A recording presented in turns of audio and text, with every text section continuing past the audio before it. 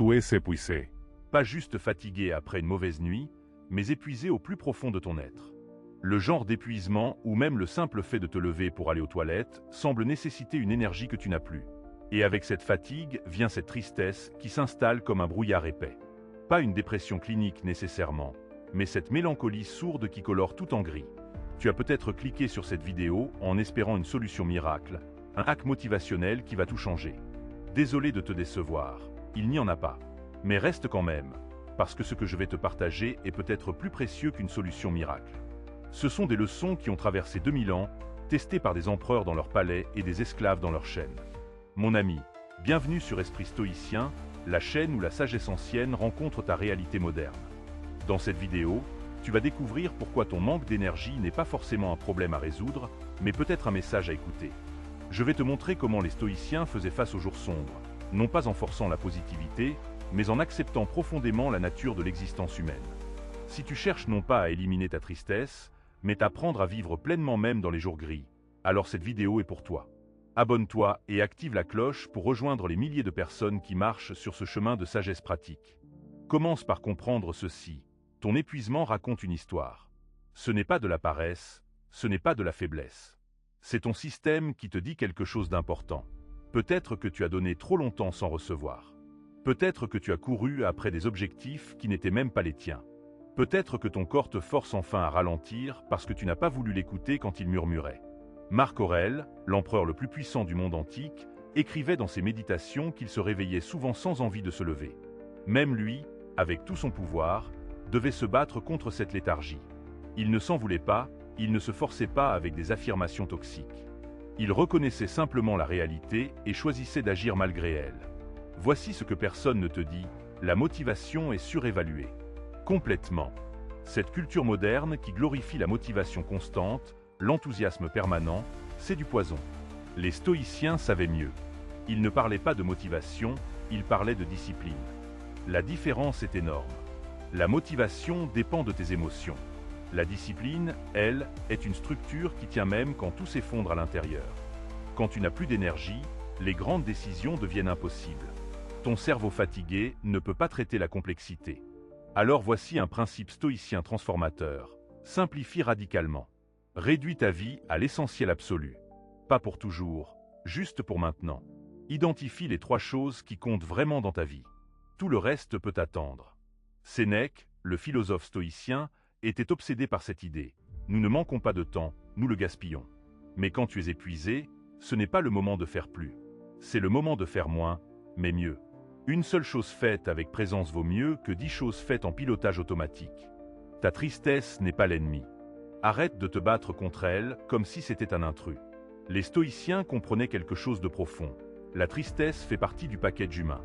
Ils ne cherchaient pas à l'éliminer, ils cherchaient à la comprendre et à vivre avec elle de manière sage. Épictète, qui a vécu une partie de sa vie comme esclave, avait toutes les raisons d'être triste. Il ne niait pas sa réalité difficile. Au lieu de ça, il a développé une philosophie entière autour de cette question. Qu'est-ce qui dépend de moi et qu'est-ce qui ne dépend pas de moi? Cette distinction seule peut transformer ta relation à la tristesse. Tu ne contrôles pas tes émotions. C'est brutal, mais c'est vrai. Tu ne peux pas décider de ne plus être triste. Mais tu contrôles comment tu interagis avec cette tristesse. Tu peux la regarder avec curiosité plutôt qu'avec jugement.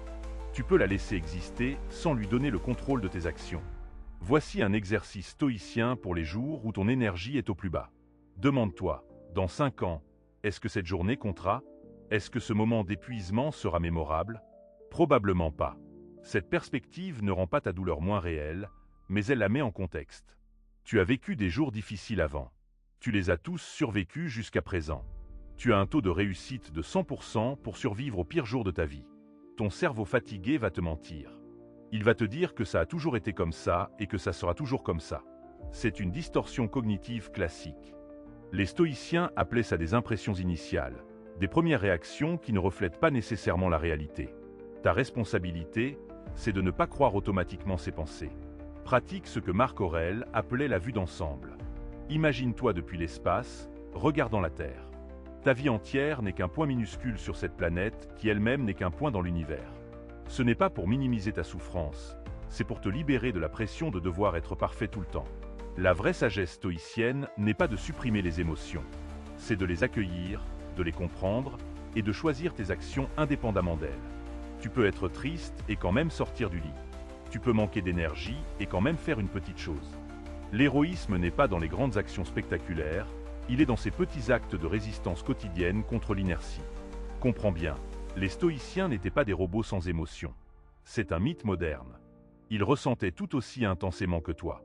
La différence, c'est qu'ils avaient développé une relation différente avec leurs émotions. Ils les observaient plutôt que de s'y identifier complètement. Quand Sénèque a appris qu'il allait être exécuté par ordre de Néron, il a eu peur. Il était triste de quitter sa famille. Mais il n'a pas laissé ses émotions dominer ses derniers moments. Il a choisi comment mourir, même s'il ne pouvait pas choisir de vivre. C'est le pouvoir ultime que personne ne peut te retirer, le choix de ton attitude. Ton manque d'énergie chronique pourrait être un signal que tu vis une vie qui n'est pas alignée avec tes valeurs profondes. Les stoïciens étaient obsédés par cette idée de vivre selon la nature, selon ce qui est authentiquement toi.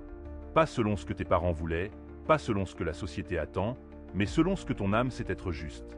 Cette fatigue existentielle que tu ressens, c'est peut-être ton âme qui te dit « Nous sommes hors route ». Tu as pris un chemin qui n'est pas le tien. Maintenant, ton corps refuse d'avancer. Ce n'est pas un bug, c'est une fonctionnalité. C'est ton système de guidage interne qui essaie de te ramener vers toi-même. Mais attention, réaligner ta vie ne veut pas dire tout abandonner demain. Les stoïciens étaient pragmatiques. Ils comprenaient les contraintes réelles. Tu as peut-être des responsabilités, des dettes, des personnes qui dépendent de toi.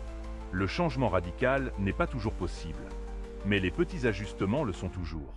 Commence par identifier une chose, une seule, qui vide ton énergie sans raison valable. Peut-être une relation toxique que tu maintiens par habitude. Peut-être un engagement qui ne t'apporte plus rien. Peut-être une habitude qui ne te sert plus. Choisis-en une et commence à créer de la distance.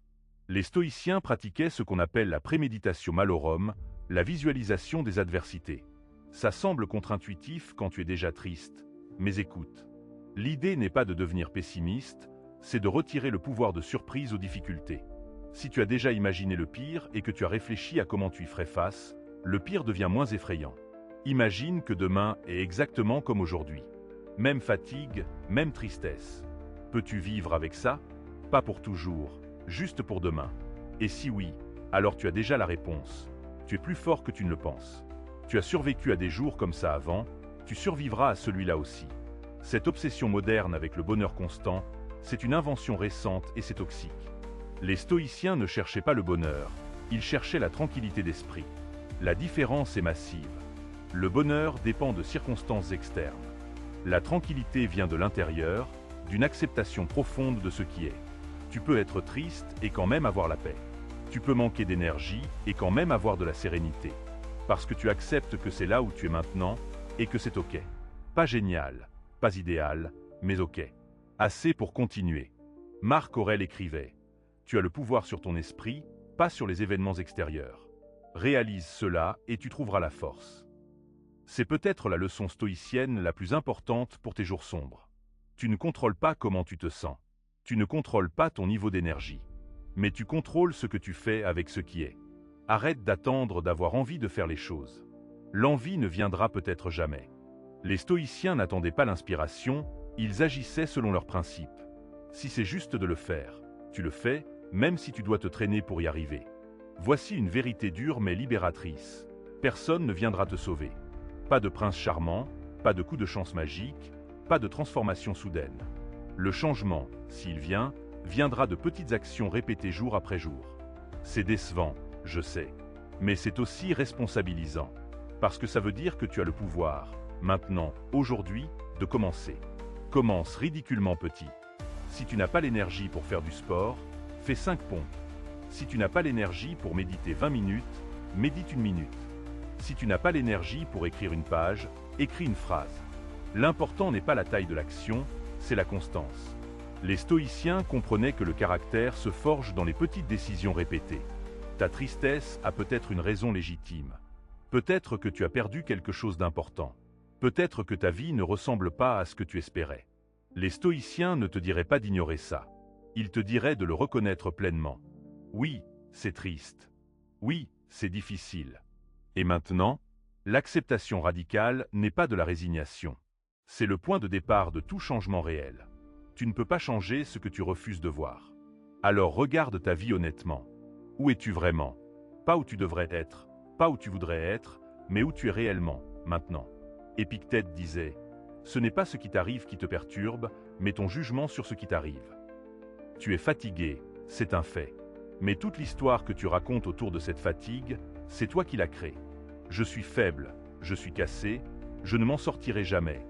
Ce sont des interprétations, pas des faits. Essaie cet exercice. Pour une journée, observe tes pensées comme si tu étais un scientifique observant un phénomène naturel. Sans jugement, juste avec curiosité. Tiens, mon cerveau vient de générer la pensée que je suis un échec. Intéressant, mon corps vient d'envoyer un signal de fatigue. Ce détachement crée de l'espace entre toi et tes expériences. Les stoïciens pratiquaient quotidiennement la contemplation de la mort. Non par morbidité, mais pour donner de la perspective. Tu vas mourir un jour. Moi aussi. Tout le monde que tu connais va mourir. Cette réalité devrait nous terroriser, mais elle peut aussi nous libérer. Si tout est temporaire, alors ta tristesse actuelle est temporaire aussi. Et si tu vas mourir de toute façon, pourquoi ne pas essayer de vivre selon tes valeurs maintenant? Cette question change tout. Si tu savais que tu allais mourir dans 6 mois, est-ce que tu vivrais ta vie actuelle de la même manière? Si la réponse est non, alors pourquoi attendre? Qu'est-ce qui t'empêche de commencer à vivre comme ça maintenant? Mais soyons réalistes. Tu ne peux pas tout changer d'un coup. Les stoïciens comprenaient ça. Ils parlaient de prendre soin de ce qui est en ton pouvoir. Maintenant, aujourd'hui. Pas demain, pas dans un avenir idéal, mais maintenant. Ton énergie basse n'est peut-être pas un problème à résoudre, mais une invitation à ralentir. Notre culture glorifie l'hyperproductivité, mais les stoïciens savaient que la réflexion est aussi une forme d'action. Parfois, le plus productif que tu puisses faire, c'est de t'asseoir tranquillement et de réfléchir profondément à ta vie. Sénèque écrivait des lettres à son ami Lucilius dans lesquelles il explorait ces questions. Il n'avait pas toutes les réponses. Illutait, dutait, questionait. C'est ça la vraie sagesse. Pas d'avoir les réponses, mais de continuer à poser les bonnes questions. Ta relation avec le repos est probablement dysfonctionnelle. Tu te sens coupable de te reposer, comme si le repos devait être mérité. Mais le repos n'est pas une récompense pour le travail, c'est une nécessité biologique. Les stoïciens comprenaient l'importance de vivre selon la nature, et ta nature humaine nécessite du repos. Donne-toi la permission de ralentir sans culpabilité. C'est peut-être la chose la plus rebelle que tu puisses faire dans cette culture moderne. Refuse de te surmenen. Refuser de mesurer ta valeur par ta productivité. Refuser de sacrifier ton bien-être pour des objectifs externes. Les stoïciens pratiquaient ce qu'ils appelaient l'amor fati, l'amour du destin. Pas juste accepter ce qui est, mais l'aimer. Ça semble impossible quand tu es épuisé et triste. Comment pourrais-tu aimer ça? Mais l'idée est plus subtile. C'est d'accepter que tout ce qui t'est arrivé, même les parties difficiles, a contribué à faire de toi qui tu es maintenant. Ta fatigue actuelle, ta tristesse, font partie de ton histoire. Elles ne sont pas des détours ou des erreurs. Elles sont ton chemin. Un jour, tu regarderas en arrière et tu verras comment même ce moment sombre t'a appris quelque chose d'essentiel. Mais je ne vais pas te mentir. Parfois, l'apprentissage vient seulement après coup. Dans le moment, c'est juste dur. Et c'est ok de reconnaître ça. Les stoïciens n'étaient pas des masochistes qui appréciaient la souffrance. Ils la reconnaissaient simplement comme une partie inévitable de l'existence. Voici quelque chose que tu dois entendre. Tu n'es pas en retard. Il n'y a pas de timeline universelle que tu devrais suivre. Cette idée que tu devrais avoir tout compris à un certain âge, c'est une invention sociale qui te rend malade. Les stoïciens seraient d'accord. Chacun a son propre chemin, son propre timing. Marc Aurèle n'a pas écrit ses méditations comme un jeune homme confiant. Il les a écrites dans ces dernières années, en luttant avec les mêmes questions que toi. Même après des décennies de pratiques philosophiques, il devait encore se rappeler les principes de base chaque matin. La sagesse n'est pas une destination où tu arrives et puis c'est fini. C'est une pratique quotidienne. Certains jours tu te sens sage, d'autres jours tu te sens perdu. C'est normal. C'est humain. Les stoïciens l'acceptaient pleinement. Ton perfectionisme te tue. Cette idée que tu dois être toujours à ton meilleur, toujours motivé, toujours productif. Les stoïciens te diraient, fais de ton mieux avec ce que tu as maintenant. Certains jours, ton mieux sera excellent. D'autres jours, ton mieux sera juste survivre. Les deux sont valides. Arrête de te comparer à la version idéalisée de toi-même. Cette personne n'existe pas. Elle n'existera jamais. Tu es humain, donc tu es imparfait, donc tu vas échouer, être fatigué, être triste. C'est inclus dans le package. La seule question pertinente est, comment vis-tu avec cette réalité? Les stoïciens avaient cette pratique du soir, réviser leur journée. Pas pour se juger durement, mais pour apprendre. Qu'est-ce qui a bien marché aujourd'hui? Qu'est-ce qui pourrait être amélioré demain? Cette autoréflexion sans jugement est puissante. Essaie ça ce soir. Assis-toi quelques minutes et passe ta journée en revue. Identifie 3 choses. Une chose dont tu es fier, même petite. Une chose qui t'a mis au défi. Une chose que tu pourrais faire différemment demain. Pas de jugement, juste observation. Ta tristesse pourrait être une dépression clinique. Les stoïciens n'avaient pas nos connaissances modernes sur la santé mentale. Si ta tristesse est persistante, profonde, accompagnée de pensées suicidaires, consulte un professionnel. La philosophie stoïcienne est un outil puissant, mais elle ne remplace pas un traitement médical quand nécessaire. Les anciens stoïciens auraient probablement utilisé tous les outils disponibles. Ils étaient pragmatiques.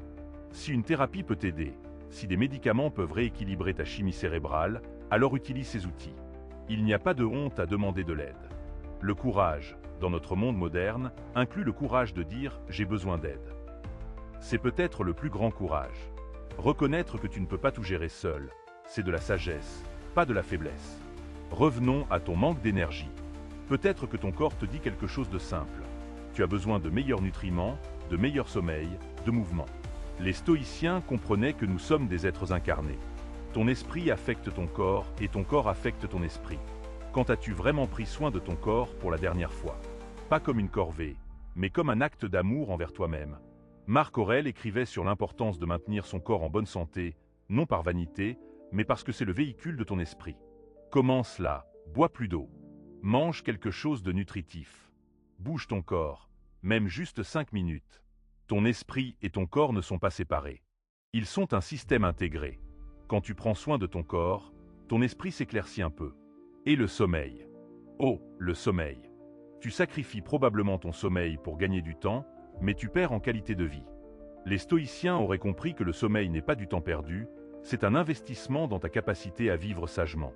Si tu es crónicamente fatigué, regarde honestamente tes habitudes de sommeil. Tu vas au lit à quelle heure? Tu regardes des écrans combien de temps avant de dormir? Tu crées un environnement propice au sommeil? Ces choses semblent triviales, mais elles ont un impact énorme. Les stoïciens étaient obsédés par le contrôle. Pas le contrôle sur les autres ou sur les événements externes, mais le contrôle sur soi-même. Dans ton état actuel, le contrôle de soi pourrait ressembler à des choses simples. Choisir de boire de l'eau plutôt que du soda. Choisir de te coucher à une heure raisonnable. Choisir de faire une promenade plutôt que de scroller sur ton téléphone.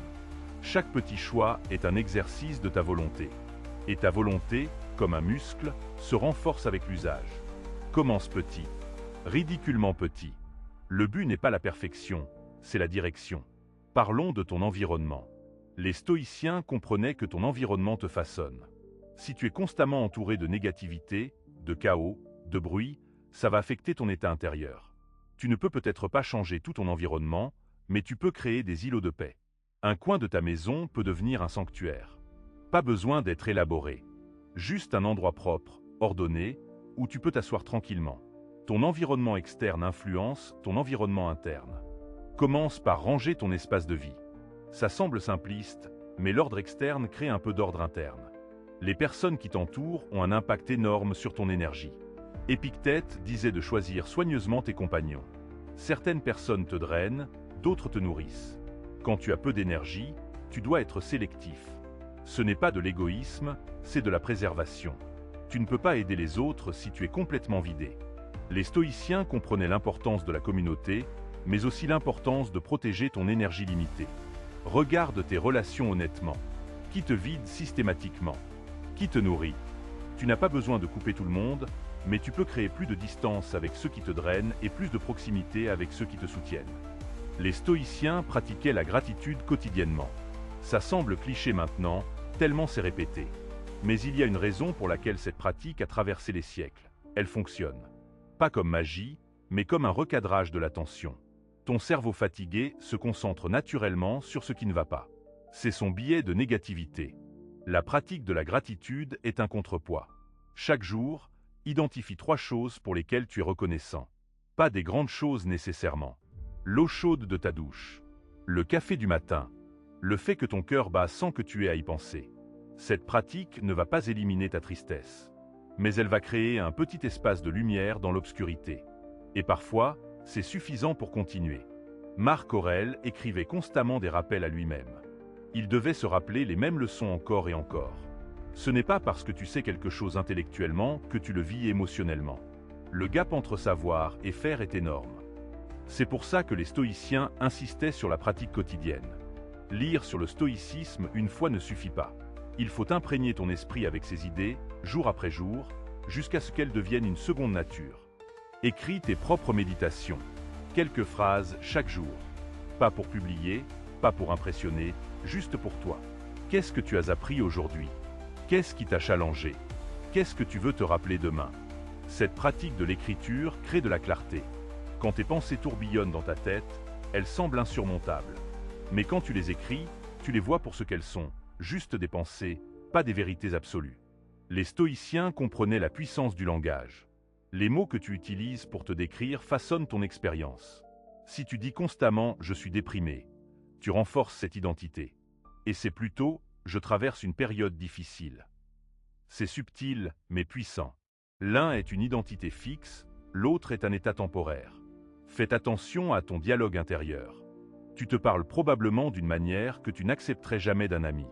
Cette voix critique dans ta tête, d'où vient-elle? Souvent, c'est une voix du passé que tu as internalisée.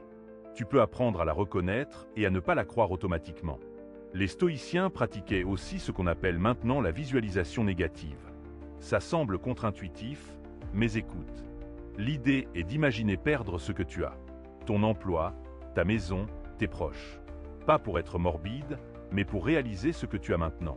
Nous sommes tellement habitués à ce que nous avons que nous ne l'apprécions plus. Cette pratique crée de la gratitude en te montrant que ce qui semble acquis ne l'est pas.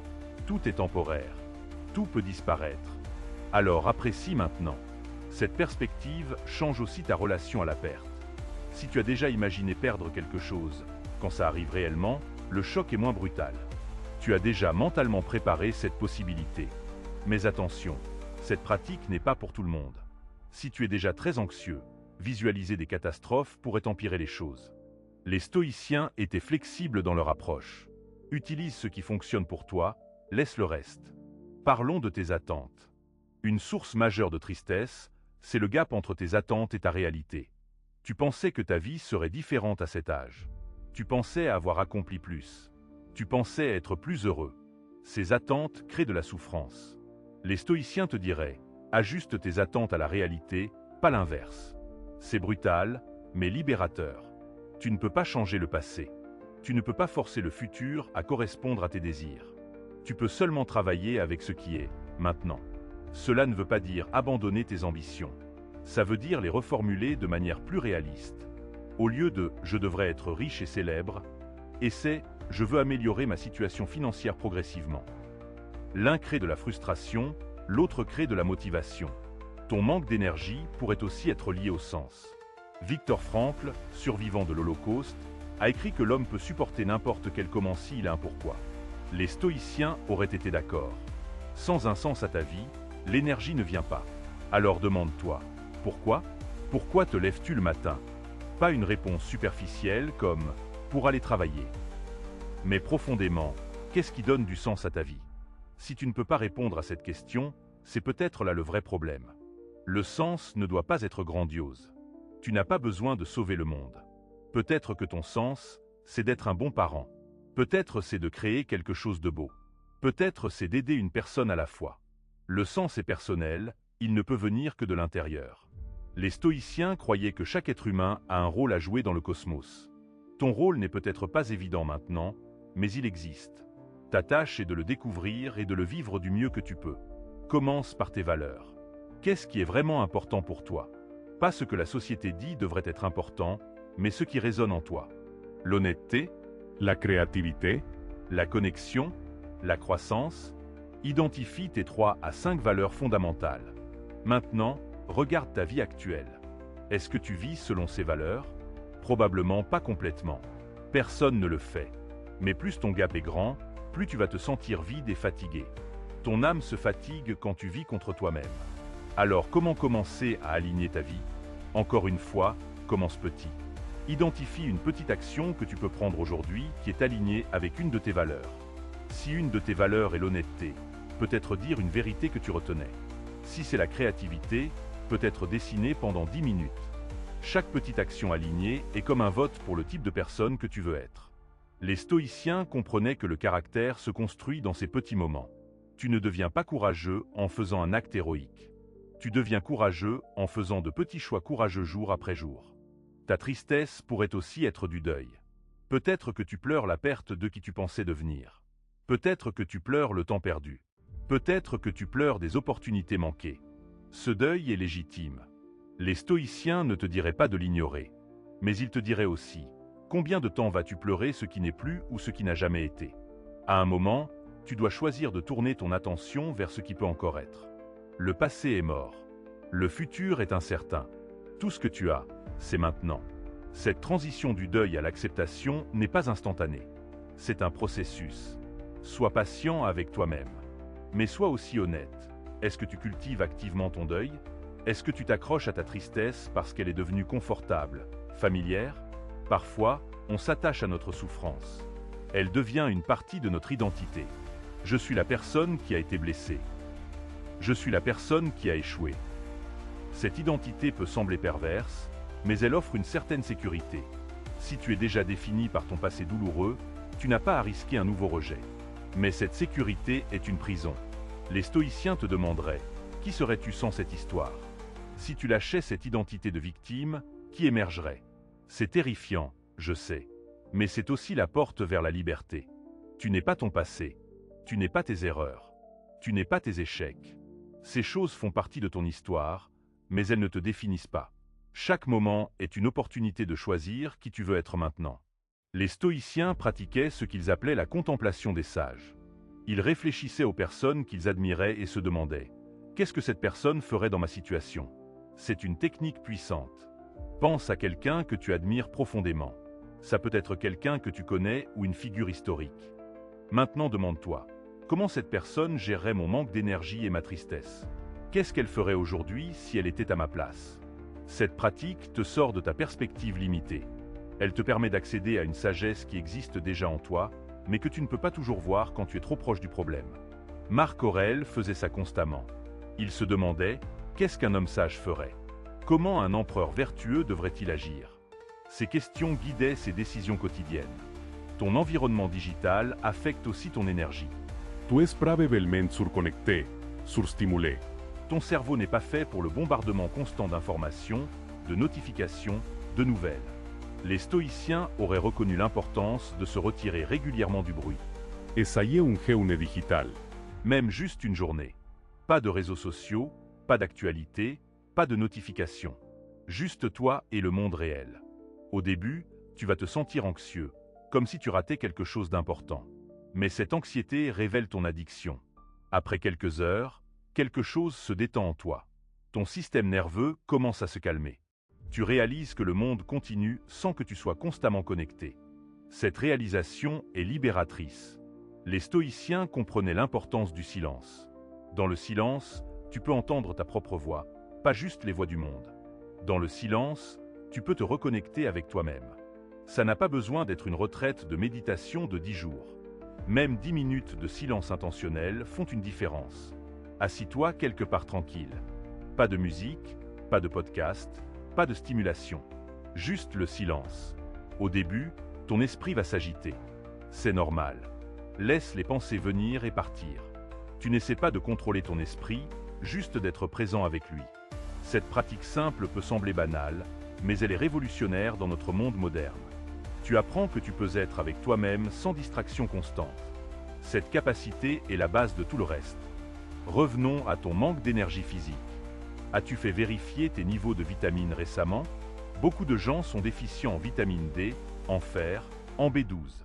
Ces déficiences créent une fatigue chronique qui ressemble à de la paresse, mais qui est purement physiologique. Les stoïciens auraient utilisé tous les outils disponibles.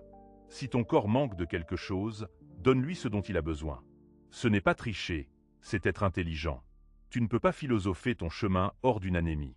L'exercice physique est aussi crucial. Je sais, Tu n'as pas d'énergie pour faire du sport. Mais voici le paradoxe, l'exercice crée de l'énergie. Pas sur le moment, mais après. Les stoïciens comprenaient l'importance de maintenir un corps fort pour supporter un esprit fort. Commence ridiculement petit. Même juste marcher 10 minutes par jour fait une différence. Le mouvement réveille quelque chose en toi. Il envoie un signal à ton corps. Nous sommes vivants, nous bougeons, nous pouvons faire des choses. Ton alimentation joue aussi un rôle énorme. Si tu manges principalement de la nourriture transformée, riche en sucre et en gras, ton corps n'a pas les nutriments dont il a besoin pour fonctionner. Ça semble évident, mais regarde honnêtement ce que tu manges. Tu n'as pas besoin de devenir parfait du jour au lendemain, mais peut-être ajouter plus de légumes, peut-être boire plus d'eau, peut-être réduire le sucre. Ces changements simples ont un impact cumulatif sur ton niveau d'énergie. Les stoïciens parlaient de vivre selon la nature. Dans notre contexte moderne, ça pourrait signifier respecter les besoins de base de ton corps. Sommeil, nutrition, mouvement, lumière du soleil. Ce ne sont pas des luxes, ce sont des nécessités. Combien de temps passes-tu dehors? Les humains ont besoin de lumière naturelle. Ton cycle circadien dépend de l'exposition à la lumière du jour. Si tu passes tout ton temps à l'intérieur, sous lumière artificielle, ton corps ne sait plus quelle heure il est. Essaie de sortir chaque jour, même brièvement. Ressens le soleil sur ton visage. Ça semble simple, mais l'impact sur ton humeur et ton énergie est réel et documenté scientifiquement. Ta connexion avec la nature est aussi importante. Les stoïciens voyaient l'humain comme une partie de la nature, pas séparée d'elle. Passer du temps dans la nature, même un parc urbain, réduit le stress et augmente l'énergie. Marcher dans la forêt, écouter les oiseaux, toucher l'herbe. Ces expériences sensorielles te reconnectent avec quelque chose de plus grand que tes problèmes personnels. Tu es une partie minuscule d'un écosystème énorme. Cette perspective est à la fois humiliante et réconfortante. Maintenant, parlons de ta relation avec toi-même. Les stoïciens insistaient sur l'auto-examen, mais avec bienveillance. Tu es probablement ton critique le plus dur. Cette voix intérieure qui te juge constamment, qui te compare aux autres, qui te dit que tu n'es pas assez. Cette voix n'est pas ton amie. Elle pense qu'elle te protège en te gardant petit et sûr, mais elle te détruit. Apprendre à traiter cette voix comme un système d'alarme dysfonctionnel plutôt que comme une vérité absolue est transformateur. Quand cette voix critique apparaît, essaie de la reconnaître. Tiens, voilà la voix critique qui fait son show. Tu n'as pas besoin de la croire. Tu n'as pas besoin de te battre contre elle non plus. Juste la reconnaître et continuer. Les stoïciens auraient compris cette pratique.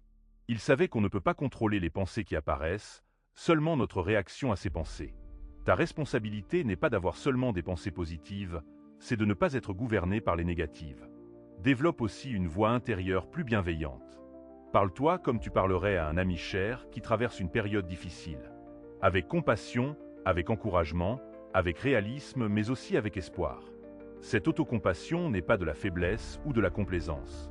C'est reconnaître que tu fais de ton mieux avec ce que tu as maintenant. Que tu es humain, donc imparfait. Que tu mérites la même gentillesse que tu offres aux autres. Christine Neff, chercheuse sur l'autocompassion, a identifié 3 composantes. La bienveillance envers soi-même, la reconnaissance de l'humanité commune et la pleine conscience. Les stoïciens auraient approuvé ces 3 éléments. La bienveillance envers soi-même. Te traiter avec gentillesse dans les moments difficiles. La reconnaissance de l'humanité commune. Réaliser que tout le monde souffre, que tu n'es pas seul dans tes difficultés. La pleine conscience. Observer tes émotions sans te laisser submerger par elles. Ces pratiques ne sont pas juste du développement personnel New Age. Elles sont ancrées dans une sagesse ancienne et validées par la recherche moderne. Elles fonctionnent parce qu'elles respectent la réalité de la nature humaine. Ta relation avec l'échec doit aussi changer. Tu as probablement peur d'échouer, alors tu ne tentes rien. Ou tu tentes et quand tu échoues, tu te punis sévèrement. Les stoïciens voyaient l'échec différemment, comme une opportunité d'apprendre. Épictète enseignait que l'échec n'existe pas vraiment. Il n'y a que des expériences desquelles on peut apprendre. Cette perspective retire la charge émotionnelle de l'échec. Tu as essayé quelque chose, ça n'a pas marché. Qu'est-ce que tu peux apprendre? Si tu n'échoues jamais, c'est que tu ne tentes rien d'assez audacieux. L'échec est le prix de la croissance. Mais notre culture moderne glorifie seulement le succès, alors on cache nos échecs. Ça crée l'illusion que tout le monde réussit sauf toi. La réalité, tout le monde échoue constamment. Les personnes que tu admires ont échoué plus que la plupart parce qu'elles ont tenté plus. La différence, c'est leur relation avec l'échec. Ils l'ont accepté comme une partie nécessaire du processus. Alors essaie de recadrer ton prochain échec. Au lieu de j'ai échoué, je suis nul, et c'est j'ai essayé, ça n'a pas marché cette fois, qu'est-ce que j'ai appris? Cette reformulation change tout. Les stoïciens pratiquaient aussi l'humilité, non pas dans le sens de te rabaisser, mais dans le sens de reconnaître honnêtement tes limites. Tu n'es pas omnipotent, tu ne peux pas tout contrôler, tu ne peux pas tout savoir. Et c'est ok. Cette humilité est libératrice. Elle te permet de lâcher prise sur l'illusion de contrôle. Tu peux seulement faire de ton mieux avec ce que tu sais, maintenant. Le résultat ultime n'est pas toujours en ton pouvoir. Marc Aurèle écrivait constamment sur cette dichotomie. Fais ton devoir, mais détache-toi du résultat. Donne ton maximum d'efforts, mais accepte que le résultat final ne dépend pas seulement de toi. Cette attitude prévient à la fois la paresse et l'anxiété de performance. Si tu as fait de ton mieux avec ce que tu avais, tu peux être en paix, quel que soit le résultat. Bien sûr, apprends de l'expérience pour faire mieux la prochaine fois. Mais ne te torture pas pour des choses hors de ton contrôle. Ton manque d'énergie et ta tristesse peuvent aussi être amplifiés par l'isolement. Les humains sont des animaux sociaux. Nous avons besoin de connexion. Mais quand tu es fatigué, tu te retires. Ça crée un cercle vicieux. Tu es seul parce que tu es fatigué, et tu es fatigué parce que tu es seul. Les stoïciens comprenaient l'importance de la communauté. Même Sénèque, qui valorisait la solitude, maintenait des amitiés profondes. Tu n'as pas besoin d'un grand cercle social. Quelques connexions authentiques suffisent. Identifie une ou deux personnes avec qui tu te sens vraiment toi-même. Atteins-les, même si c'est dur. Un message, un appel, une rencontre. La connexion humaine est nourrissante d'une manière qu'aucune philosophie ne peut remplacer. Mais choisis bien. Certaines personnes te drainent même quand tu as de l'énergie. D'autres te nourrissent même quand tu es vidé. Gravite vers celles qui t'acceptent tel que tu es, qui peuvent tenir l'espace pour ta tristesse sans essayer de la réparer. La vraie amitié, selon les stoïciens, est basée sur la vertu partagée. Pas sur le plaisir superficiel, mais sur un respect mutuel et un engagement vers la croissance. Ces amitiés soutiennent dans les moments difficiles. Si tu n'as pas de telle connexion actuellement, c'est le moment de commencer à les construire. Ça prend du temps, de la vulnérabilité, du risque. Mais l'alternative, l'isolement complet, est insoutenable à long terme. Rejoins un groupe, un club, une communauté autour de quelque chose qui t'intéresse. Pas pour socialiser nécessairement, mais pour être autour d'autres humains qui partagent un intérêt. Ces connexions passives peuvent se transformer en amitié avec le temps. Les stoïciens parlaient aussi de contribuer au bien commun. Quand tu es épuisé et triste, ça semble impossible. Mais voici un secret. Aider les autres peut énergiser d'une manière contre-intuitive. Pas de grandes actions, mais tenir la porte pour quelqu'un, sourire à un étranger, écouter vraiment quand quelqu'un te parle. Ces petits actes de gentillesse te rappellent que tu as encore quelque chose à offrir, même dans ton état diminué. Marc Aurèle écrivait qu'il était né pour travailler avec les autres, comme les rangées de dents qui travaillent ensemble. Cette perspective te sort de ton nombrilisme. Tu fais partie d'un tout plus grand. Même petite, ta contribution compte. Cette orientation vers l'extérieur peut briser le cycle de rumination qui accompagne souvent la tristesse et la fatigue. Quand tu te concentres seulement sur toi-même, tes problèmes semblent insurmontables. Quand tu regardes vers les autres, tu réalises que tout le monde lutte d'une manière ou d'une autre. Tu n'es pas spécial dans ta souffrance. C'est à la fois humiliant et réconfortant. Humiliant parce que ton ego voudrait que ta douleur soit unique.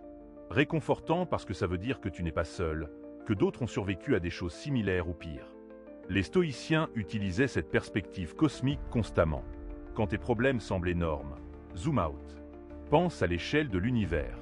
Pense aux milliards de personnes qui ont vécu et sont mortes. Dans 100 ans, personne ne se souviendra de ce moment difficile. Ce n'est pas pour minimiser ta souffrance, c'est pour la contextualiser. Oui, c'est dur maintenant. Et aussi, ce n'est qu'un moment dans l'immensité du temps et de l'espace. Les deux vérités peuvent coexister. Revenons aux pratiques concrètes. Les stoïciens avaient une routine matinale. Marc Aurèle se réveillait et se rappelait. Aujourd'hui, je vais rencontrer des gens difficiles. Ils seront ingrats, arrogants, jaloux. Mais je ne serai pas affecté parce que je sais qui je suis. Cette préparation mentale est puissante. Au lieu d'être surpris et déstabilisé par les difficultés, tu les anticipes. Tu as déjà décidé comment tu vas réagir. Ça ne rend pas les difficultés moins réelles, mais ça te donne une stabilité intérieure. Crée ta propre routine matinale. Ça n'a pas besoin d'être élaboré. Peut-être juste 5 minutes pour te rappeler tes valeurs, pour anticiper les défis de la journée, pour choisir consciemment ton attitude. Le soir, révise ta journée comme mentionné plus tôt. Cette pratique de planification de ta journée avec intention crée une structure. Structure crée stabilite. Stabilité aide quand tout se sent chaotique à l'intérieur. Les stoïciens utilisaient aussi des maximes, de courtes phrases qu'ils répétaient pour ancrer leur philosophie. L'obstacle est le chemin. Ce qui t'empêche d'avancer devient le moyen d'avancer. Tu as le pouvoir sur ton esprit, pas sur les événements extérieurs. Trouve une ou deux phrases qui résonnent profondément avec toi. Écris-les. Mets-les où tu peux les voir quotidiennement. Répète-les, surtout dans les moments difficiles. Avec le temps, ces phrases deviennent une partie de ta structure mentale. Cette pratique peut sembler simpliste, mais elle fonctionne. Ton cerveau apprend par répétition. Si tu répètes constamment des pensées négatives, elles deviennent ton défaut. Si tu répètes intentionnellement des pensées plus sages, elles aussi deviennent ancrées. Parlons maintenant de l'espoir. Tu en as peut-être trop ou pas assez. Les deux extrêmes sont problématiques.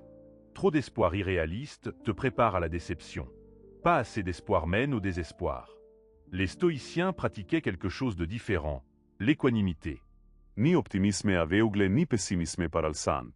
Juste une acceptation claire de la réalité couplée avec une volonté d'agir du mieux possible. Tu peux espérer que demain sera meilleur tout en acceptant qu'il pourrait ne pas l'être. Cette dualité te permet de rester engagé sans être attaché à un résultat spécifique. Cette position équilibrée est difficile à maintenir. Ton cerveau préfère les extrêmes. Soit tout va bien se passer, soit tout est foutu. Mais la réalité vit dans le milieu. Certaines choses iront bien, d'autres non. Tu géreras certains défis, d'autres te dépasseront. Et c'est normal. Les stoïciens appelaient ça la mort fati poussée à son maximum.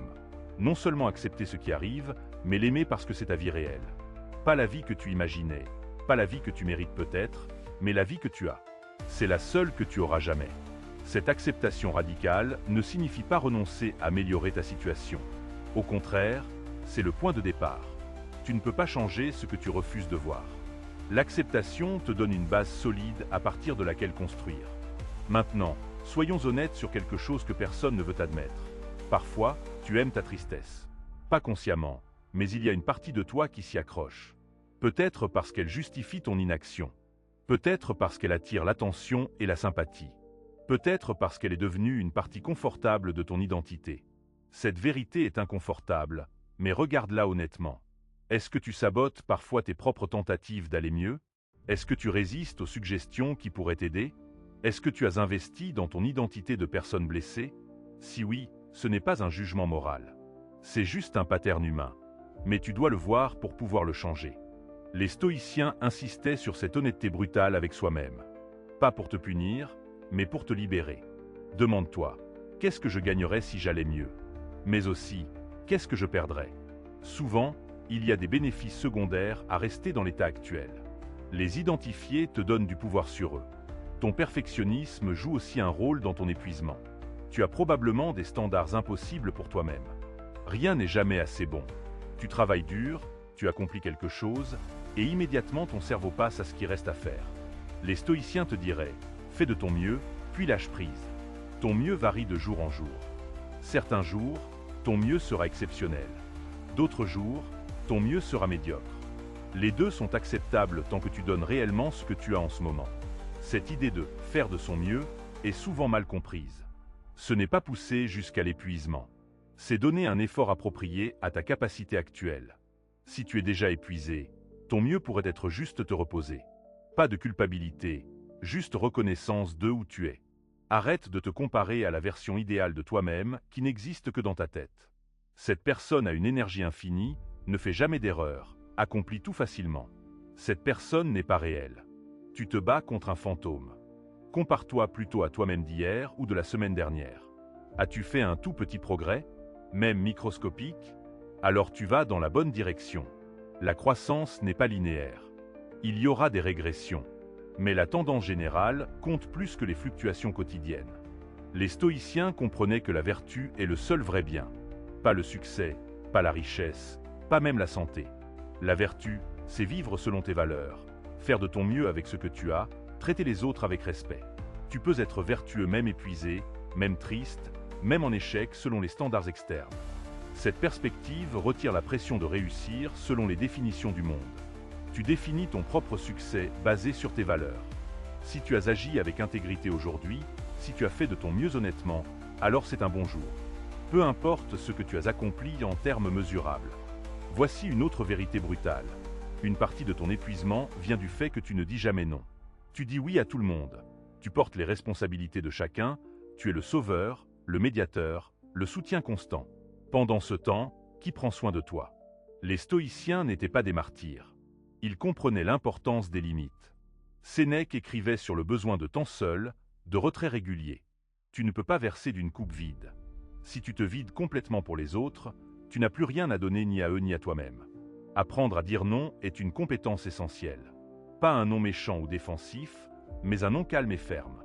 Non, je ne peux pas faire ça. Non, ce n'est pas une priorité pour moi maintenant. Non, merci. Point final. Pas besoin de surjustifier. Au début, dire non te donnera de la culpabilité. Ton cerveau est programmé à chercher l'approbation des autres. Mais cette culpabilité passera. Et tu découvriras quelque chose de magique.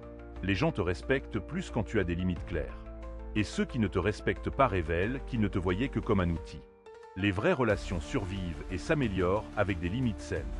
Les relations toxiques s'effondrent. C'est un filtre utile, même si c'est douloureux au moment. Parlons maintenant de tes regrets. Tu en as probablement beaucoup. Des choses que tu aurais dû faire différemment, des opportunités manquées, des mots que tu aurais dû dire ou ne pas dire.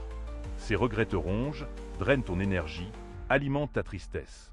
Les stoïciens te diraient, tu as fait de ton mieux avec ce que tu savais à ce moment-là. Avec les informations que tu avais, dans l'état émotionnel où tu étais, avec les ressources disponibles, tu as pris la meilleure décision que tu pouvais. Peut-être pas objectivement la meilleure décision possible, mais la meilleure que tu étais capable de prendre à ce moment. Maintenant tu sais mieux. Tu as appris. Tu feras différemment la prochaine fois. C'est tout ce que tu peux faire. Te punir indéfiniment pour des erreurs passées ne change rien. Ça te garde juste coincé dans le passé. Marc Aurèle écrivait constamment sur l'importance de vivre maintenant. Le passé n'existe plus. Il est mort. Tu ne peux pas y retourner. Tu ne peux pas le changer. Tout ce que tu peux faire, c'est apprendre de lui et choisir différemment maintenant. Fais un exercice, écris une liste de tes plus grands regrets. Puis, pour chacun, identifie ce que tu as appris. Quelles leçons as-tu extraites de cette expérience? Comment cette erreur t'a-t-elle façonné? Parfois, nos plus grandes erreurs deviennent nos plus grands enseignants. Ensuite, symboliquement, laisse partir ces regrets. Tu peux brûler la liste, la déchirer, l'enterrer. Quelque chose de physique qui signifie « j'ai appris, maintenant je continue ». Tu ne peux pas changer le passé, mais tu peux changer ta relation avec lui. Ton anxiété sur le futur draine aussi ton énergie. Tu te projettes constamment dans des scénarios catastrophes. Et si ceci arrive, et si cela se passe mal, ton cerveau construit des films d'horreur détaillés du futur, et tu les regardes en boucle. Les stoïciens pratiquaient la préparation, pas l'inquiétude. La différence est cruciale. La préparation est productive. Tu identifies les risques, tu planifies des réponses, puis tu lâches prise. L'inquiétude est improductive. Tu rumines les mêmes peurs encore et encore sans plan d'action. Quand tu te surprends à t'inquiéter, demande-toi, est-ce que je peux faire quelque chose à ce sujet maintenant? Si oui, fais-le. Sinon, note-le pour plus tard quand tu pourras agir, puis reviens au présent. C'est simple mais pas facile. Ça demande de la pratique constante. Le futur que tu imagines n'arrivera probablement jamais exactement comme tu le penses. Tu as passé toute ta vie à t'inquiéter de choses qui ne se sont jamais produites. Combien d'énergie gaspillée? Combien de moments présents sacrifiés pour des futurs hypothétiques? Les stoïciens diraient « vis maintenant ». Pas de manière hédoniste sans penser au futur, mais avec présence. Fais ce que tu peux faire aujourd'hui. Laisse demain s'occuper de lui-même. Tu n'as jamais vécu dans le futur et tu ne le feras jamais. Tu ne vis que dans le maintenant. Cette focalisation sur le présent n'est pas de l'évitement. C'est de la sagesse. Le maintenant est la seule chose sur laquelle tu as un réel pouvoir. Ton passé est fixé, ton futur est incertain. Mais maintenant, en ce moment précis, tu peux choisir. Que peux-tu choisir maintenant? Peut-être juste respirer consciemment. Peut-être te lever et boire un verre d'eau. Peut-être sortir, prendre l'air. Ce ne sont pas de grandes décisions héroïques, mais ce sont des choix. Et chaque choix intentionnel te rappelle que tu as du pouvoir. Ton épuisement te fait sentir impuissant, comme si tu étais emporté par un courant sans contrôle. Mais même dans le courant, tu as des choix. Tu peux nager vers la rive, tu peux flotter sur le dos pour économiser de l'énergie, tu peux appeler à l'aide. Tu as toujours des options, même limitées. Les stoïciens étaient pragmatiques sur le pouvoir et ses limites. Ils reconnaissaient que beaucoup de choses sont hors de notre contrôle. Mais ils insistaient aussi sur le pouvoir que nous avons toujours. Le pouvoir de choisir notre attitude, notre réaction, nos valeurs. Viktor Frankl, dans les camps de concentration nazis, a observé que même dans les conditions les plus extrêmes, les gens avaient ce dernier pouvoir, choisir comment réagir à leur situation. Certains se sont effondrés, d'autres ont maintenu leur humanité. La différence n'était pas dans les circonstances, mais dans leur choix intérieur. Tu n'es probablement pas dans une situation aussi extrême. Mais le principe reste, tu as plus de pouvoir que tu ne le penses. Pas sur tout, mais sur quelque chose. Commence par identifier ce quelque chose. Où as-tu du pouvoir aujourd'hui? Peut-être que ton pouvoir aujourd'hui est juste de choisir de rester en vie. Certains jours, c'est suffisant. Les stoïciens respecteraient cette décision. Continuer malgré tout, c'est du courage. Même si de l'extérieur ça ressemble à rien, intérieurement c'est une bataille héroïque. Personne ne voit ta lutte intérieure. Personne ne sait combien ça te coûte de juste fonctionner. Mais tu le sais. Et ça compte. Chaque jour où tu continues malgré l'épuisement et la tristesse, c'est une victoire. Petite peut-être, mais réelle. Les stoïciens honoraient le courage sous toutes ses formes. Pas seulement le courage spectaculaire du guerrier, mais aussi le courage quotidien de la personne qui continue malgré la douleur intérieure. Ce courage silencieux est peut-être le plus grand.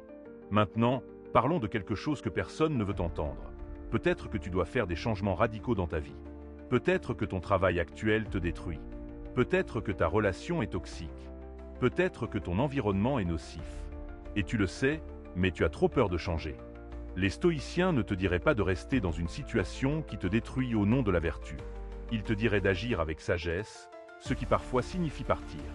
Épictète, qui a vécu comme esclave, ne pouvait pas changer sa situation externe. Mais toi, peut-être que tu peux. La peur du changement est souvent plus grande que la peur de rester. Le familier, même douloureux, semble plus sûr que l'inconnu. Ton cerveau préfère la douleur connue au potentiel inconnu. Mais cette préférence te garde prisonnier. Demande-toi honnêtement, qu'est-ce qui arriverait si je changeais? Le pire scénario réaliste, pas le scénario catastrophe de ton anxiété, mais le pire qui pourrait réalistement arriver? Et peux-tu vivre avec ça? Souvent, le pire scénario réaliste n'est pas si terrible. Tu pourrais vivre avec moins d'argent. Tu pourrais recommencer ailleurs. Tu pourrais être seul pour un temps. Ces choses sont difficiles, mais elles ne te tueront pas. Et elles pourraient être meilleures que la lente mort de l'âme que tu vis maintenant. Mais je ne vais pas te dire de tout quitter demain. Les stoïciens étaient prudents et réfléchis. Ils planifiaient. Ils considéraient toutes les options. Ils agissaient avec délibération, pas par impulsion. Si tu penses qu'un changement radical est nécessaire, commence par planifier. Quelles seraient les étapes? Quelles ressources as-tu besoin? Quel est le timing optimal? Comment minimiser les risques? Cette planification te donne un sens de contrôle et rend le changement moins terrifiant. Pendant ce temps, fais de petits ajustements. Tu ne peux peut-être pas quitter ton travail tout de suite, mais tu peux commencer à chercher autre chose. Tu ne peux peut-être pas quitter ta relation maintenant, mais tu peux établir des limites plus claires. Les petits pas comptent. Les stoïciens comprenaient que le changement est la seule constante. Héraclite, qui a influencé le stoïcisme, disait qu'on ne peut pas entrer deux fois dans la même rivière. Tout change constamment. Ta résistance au changement est une résistance à la nature même de la réalité. Apprendre à danser avec le changement plutôt que de le combattre est une compétence essentielle. Le changement arrivera de toute façon, que tu le veuilles ou non. La seule question est, comment vas-tu y réagir? Certains changements te sont imposés. Une perte d'emploi, une rupture, une maladie. Tu ne les as pas choisis. Les stoïciens diraient, « Ok, c'est arrivé. Maintenant quoi? Tu peux pleurer ce qui a été perdu, c'est humain et nécessaire. Mais à un moment, tu dois te tourner vers ce qui peut encore être. D'autres changements, tu peux les initier. Ce sont ceux-là qui sont les plus difficiles parce qu'ils nécessitent que tu prennes la responsabilité. Si tu changes et que ça ne marche pas, tu ne peux blâmer personne d'autre. Cette responsabilité est lourde, mais elle est aussi cruciale. Revenons à ton corps. Tu as probablement une relation dysfonctionnelle avec lui. Peut-être tu l'ignores complètement, vivant seulement dans ta tête. Peut-être tu le détestes pour ne pas être parfait. Peut-être tu le pousses sans écouter ses signaux. Les stoïciens voyaient le corps comme le temple de l'esprit. Ils prenaient soin de leur corps, non par vanité, mais par respect. Ton corps est ton véhicule dans cette vie. S'il s'effondre, tout s'effondre. Commence à écouter ton corps. Quand tu ressens de la tension, où est-elle dans ton corps? Quand tu es anxieux, que ressent ton corps? Quand tu es triste, où la sens-tu physiquement? Cette conscience corps-esprit te reconnecte avec toi-même. Ton corps te parle constamment. Des signaux de faim, de soif, de fatigue, de tension. Mais tu as appris à les ignorer. Tu manges par habitude plutôt que par faim. Tu dors peu parce que tu as trop à faire. Tu accumules de la tension sans jamais la relâcher. Et c'est quelque chose de simple. Plusieurs fois par jour, arrête-toi et fais un scan corporel. De la tête aux pieds, remarque les sensations. Pas pour les juger ou les changer, juste pour les reconnaître. Cette pratique de quelques secondes te ramène dans ton corps. Le mouvement physique est aussi crucial pour ta santé mentale. L'exercice libère des endorphines, réduit le cortisol, améliore le sommeil. Tu le sais probablement déjà. La question n'est pas le savoir, c'est le faire. Trouve une forme de mouvement que tu n'as pas besoin de te forcer à faire.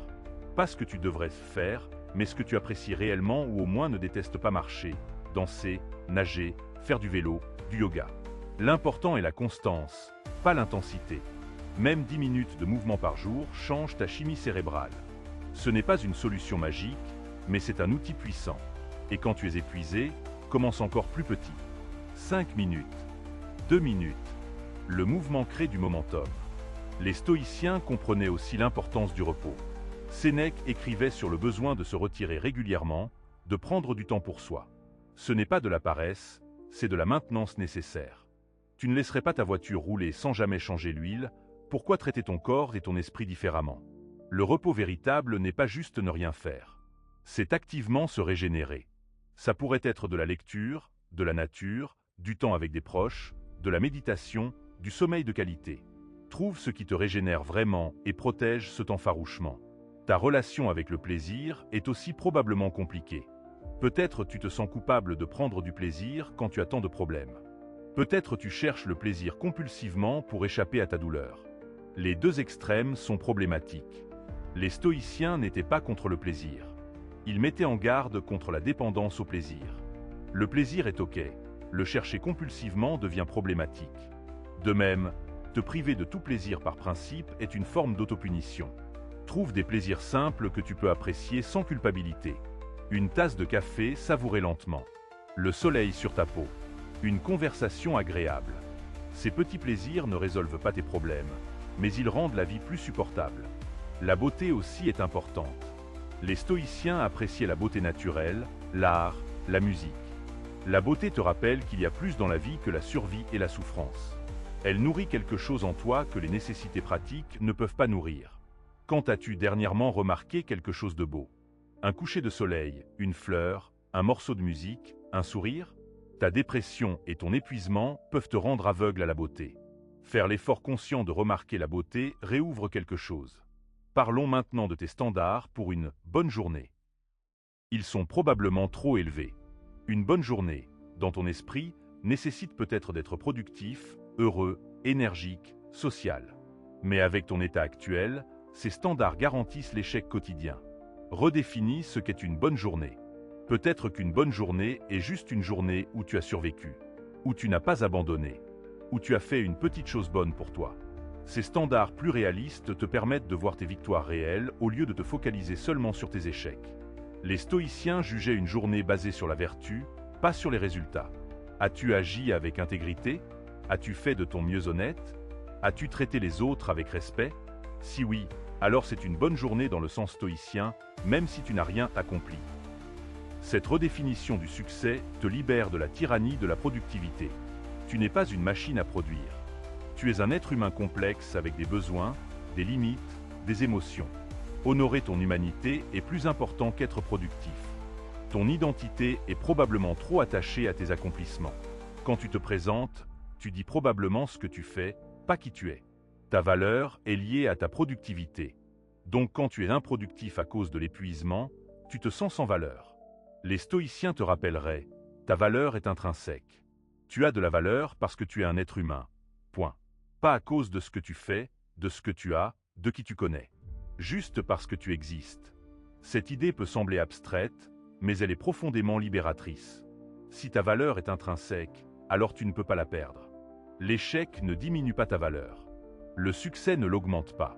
Tu es toujours précieux, toujours digne de respect et de soins. Regarde un bébé. Que fait-il pour mériter l'amour? Rien. Il existe simplement. Pourtant, nous le trouvons précieux. Quelque part en grandissant, tu as appris que tu devais mériter ta valeur. Mais c'était un mensonge. Ta valeur était et reste inconditionnelle. Bien sûr, tes actions comptent. Les stoïciens insistaient sur la vertu et l'action juste. Mais ce n'est pas pour mériter ta valeur, c'est pour vivre selon ta nature la plus élevée. Nuance importante. Ta famille d'origine a probablement planté beaucoup de ces croyances dysfonctionnelles. Ils t'ont aimé conditionnellement, basé sur tes performances, ton obéissance, ton succès. Maintenant, tu as internalisé cette voie. Tu t'aimes conditionnellement. Les stoïciens reconnaîtraient l'influence de l'éducation, mais insisteraient aussi sur ta responsabilité maintenant. Oui, tu as été programmé d'une certaine manière. Mais maintenant, en tant qu'adulte, tu peux choisir de te reprogrammer. C'est dur, mais c'est possible. Commence à te parler comme tu parlerais à quelqu'un que tu aimes inconditionnellement.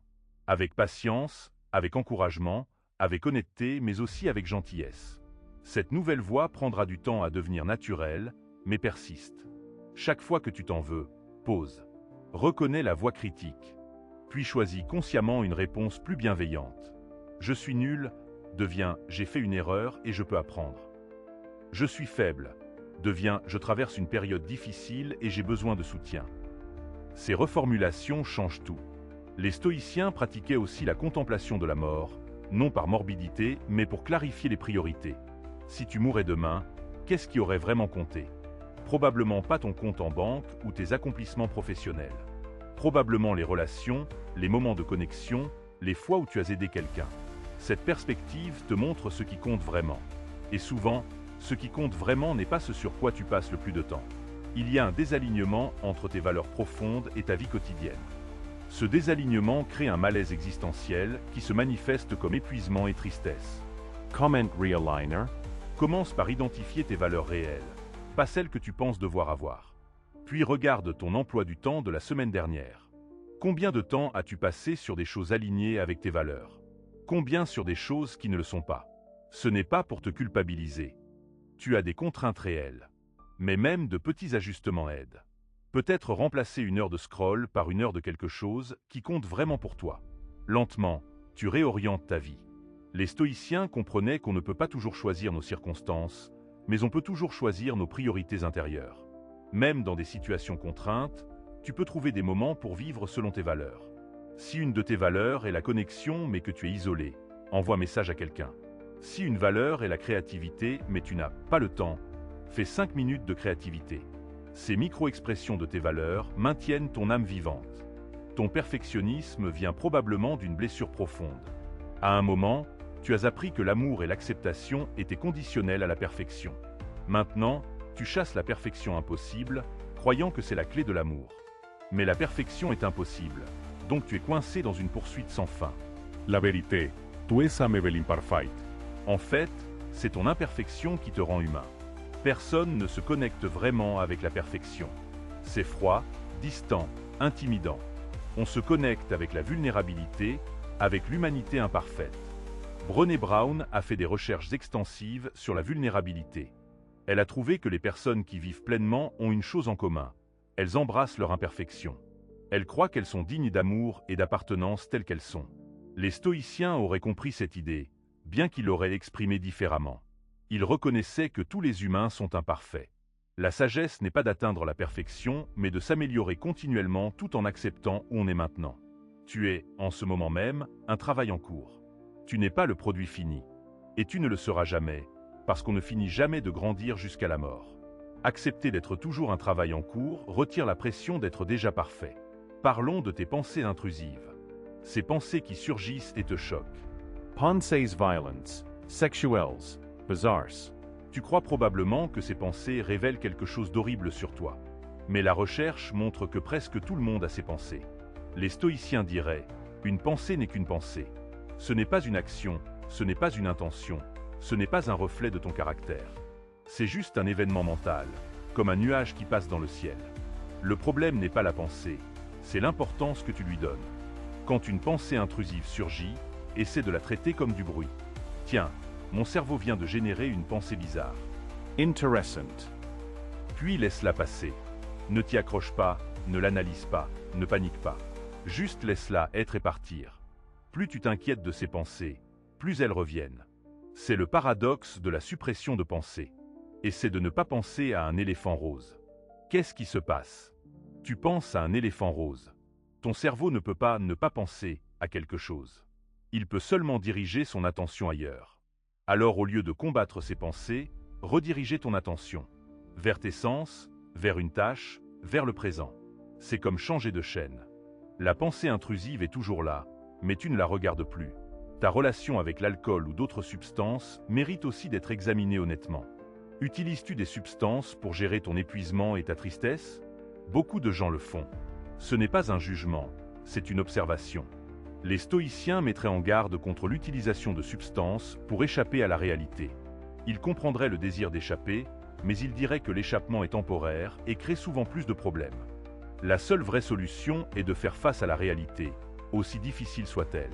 Si tu utilises des substances pour faire face, demande-toi honnêtement, est-ce que ça aide vraiment ou est-ce que ça empire les choses à long terme? Souvent, l'alcool ou les drogues offrent un soulagement temporaire, mais approfondissent la dépression et l'épuisement après. Je ne vais pas te dire d'arrêter si tu as un problème. C'est ta décision. Mais regarde honnêtement le coup. Qu'est-ce que tu gagnes? Qu'est-ce que tu perds? Cette honnêteté brutale est le premier pas vers tout changement. Revenons à ton environnement social digital. Tu passes probablement des heures chaque jour à consommer du contenu. Vidéos, articles, posts. Pendant ce temps, ta vie réelle stagne. Les stoïciens reconnaîtraient ça comme une forme moderne de distraction.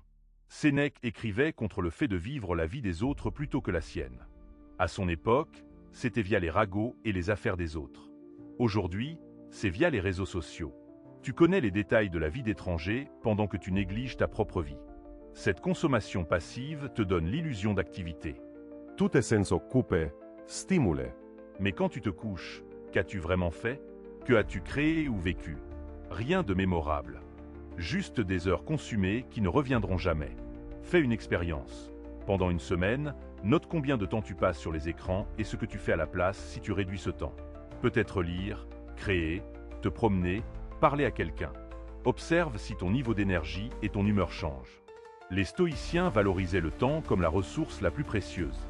Sénèque écrivait « Ce n'est pas que nous avons peu de temps, c'est que nous en gaspillons beaucoup. » Chaque heure passée à scroller passivement est une heure de ta vie que tu ne récupéreras jamais. Maintenant, je ne te dis pas que tu dois être productif chaque minute. Le repos est important. Mais le scroll compulsif n'est pas du repos. C'est de la stimulation qui épuise. Le vrai repos régénère. La stimulation digitale déguisée en repos te laisse plus fatigué. Ton épuisement pourrait aussi avoir des causes médicales non diagnostiquées. Hypothyroïdie, anémie, apnée du sommeil, diabète, de nombreuses conditions créent de la fatigue chronique. Les stoïciens utiliseraient tous les outils disponibles, y compris la médecine moderne. Si ton épuisement est sévère et persistant, consulte un médecin. Fais des analyses. Élimine les causes médicales. Ce n'est pas de la faiblesse, c'est de l'intelligence. Tu ne peux pas philosopher ton chemin hors d'une condition médicale qui nécessite un traitement. De même, si ta tristesse est profonde et durable, la thérapie et potentiellement des médicaments peuvent être nécessaires. La dépression clinique est une maladie, pas un défaut de caractère. Elle a besoin d'être traitée, pas juste gérée avec de la philosophie. Les stoïciens valorisaient la raison, mais ils reconnaissaient aussi les limites humaines. Si ton cerveau a un déséquilibre chimique, la raison seule ne suffira pas. Tu as besoin d'aide médicale, et il n'y a absolument aucune honte à ça. En fait, chercher de l'aide quand tu en as besoin est profondément stoïcien. C'est reconnaître la réalité, évaluer tes ressources et agir sagement. Les stoïciens n'étaient pas des martyrs qui souffraient inutilement. Ils utilisaient tous les outils à leur disposition. Revenons à quelque chose de fondamental, ta respiration. Tu respires probablement de manière superficielle, surtout quand tu es stressé ou fatigué. Cette respiration superficielle envoie des signaux de stress à ton corps, créant un cycle de tension. Les stoïciens pratiquaient des exercices de respiration, bien qu'ils ne les appelaient pas ainsi. Ils comprenaient le lien entre le corps et l'esprit. Une respiration profonde et lente signale à ton système nerveux que tout va bien, même si ton esprit panique. Essaie maintenant. Inspire lentement par le nez pendant 4 secondes. Retiens pendant 4 secondes. Expire par la bouche pendant 6 secondes. Fais ça 3 fois. Ressens le changement dans ton corps. Cette simple pratique peut te ramener dans le moment présent et calmer ton système nerveux. Tu peux faire ça n'importe où, n'importe quand. Dans ta voiture, dans une file d'attente, avant une situation stressante. C'est un outil gratuit, toujours disponible, scientifiquement prouvé. Et c'est quelque chose que tu contrôles complètement. Les stoïciens auraient aimé cette pratique parce qu'elle exemplifie leur philosophie. Utiliser ce qui est en ton pouvoir, ta respiration, pour influencer ton état intérieur, tout en acceptant que tu ne contrôles pas les circonstances externes. Si tu es arrivé jusqu'ici dans ce texte, ça révèle quelque chose d'important. Tu cherches des réponses, tu veux aller mieux, tu n'as pas abandonné. Ces faits comptent énormément. Beaucoup de gens abandonnent. Pas toi. Tu es fatigué, triste, mais tu cherches encore. Cette recherche elle-même est un acte de courage. C'est plus facile de se résigner, de se plaindre, de blâmer. Plus dur de chercher activement des solutions, de lire des textes longs, de faire l'effort de comprendre et de changer. Les stoïciens honoreraient ton effort. Marc Aurèle continua à lutter avec les mêmes questions toute sa vie. Sénèque écrivait des lettres à 60 ans parce qu'il apprenait encore.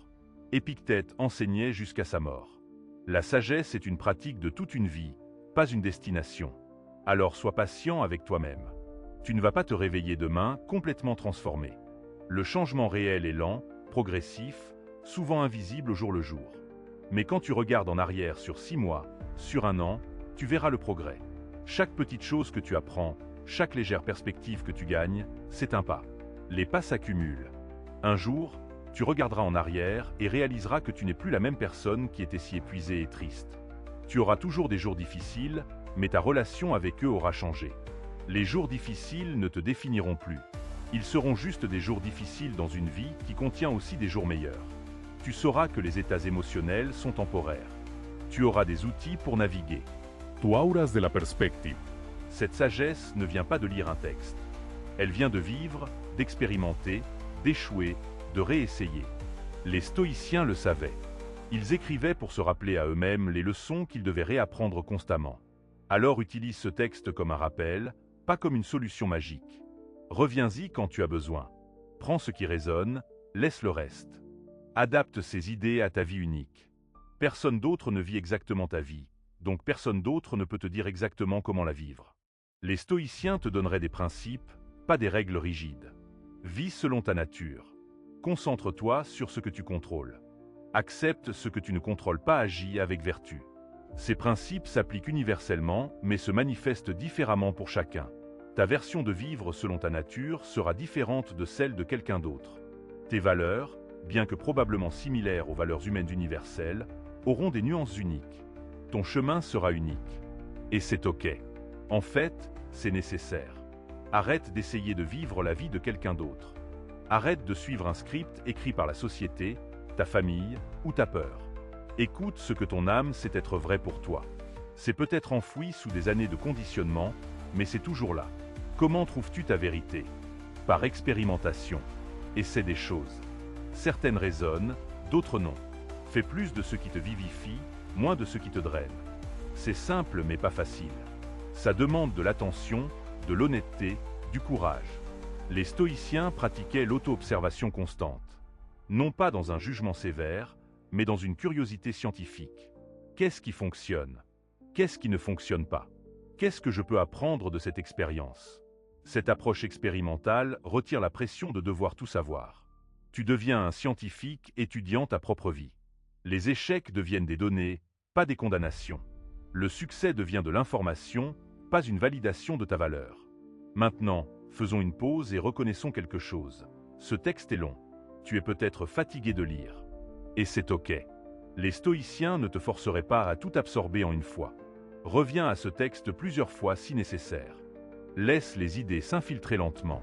La sagesse ne s'acquiert pas en un marathon de lecture. Elle s'acquiert par exposition répétée, réflexion et pratique. Tu peux lire tout ça et ne rien changer si tu ne pratiques pas. Ou tu peux appliquer une seule idée et transformer ta vie. Quelle est cette une idée pour toi? Parmi tout ce que tu as lu, qu'est-ce qui a vraiment résonné? Identifie-le. Écris-le. Puis trouve une façon de le pratiquer aujourd'hui, maintenant. Pas demain. Pas quand tu te sentiras mieux. maintenant. Peut-être que c'est la respiration consciente. Peut-être c'est de dire non à quelque chose. Peut-être c'est d'écrire tes pensées. Peut-être c'est de sortir marcher. Une petite action concrète vaut mieux que 1000 bonnes intentions. Les stoïciens étaient des hommes d'action. Ils philosophaient pour vivre mieux, pas comme exercice intellectuel. Chaque idée devait avoir une application pratique. Si elle ne changeait pas ta vie, elle était inutile. Alors ne collectionne pas les idées comme des trophées mentaux. Utilise-les. Vis-les. Même imparfaitement, même maladroitement.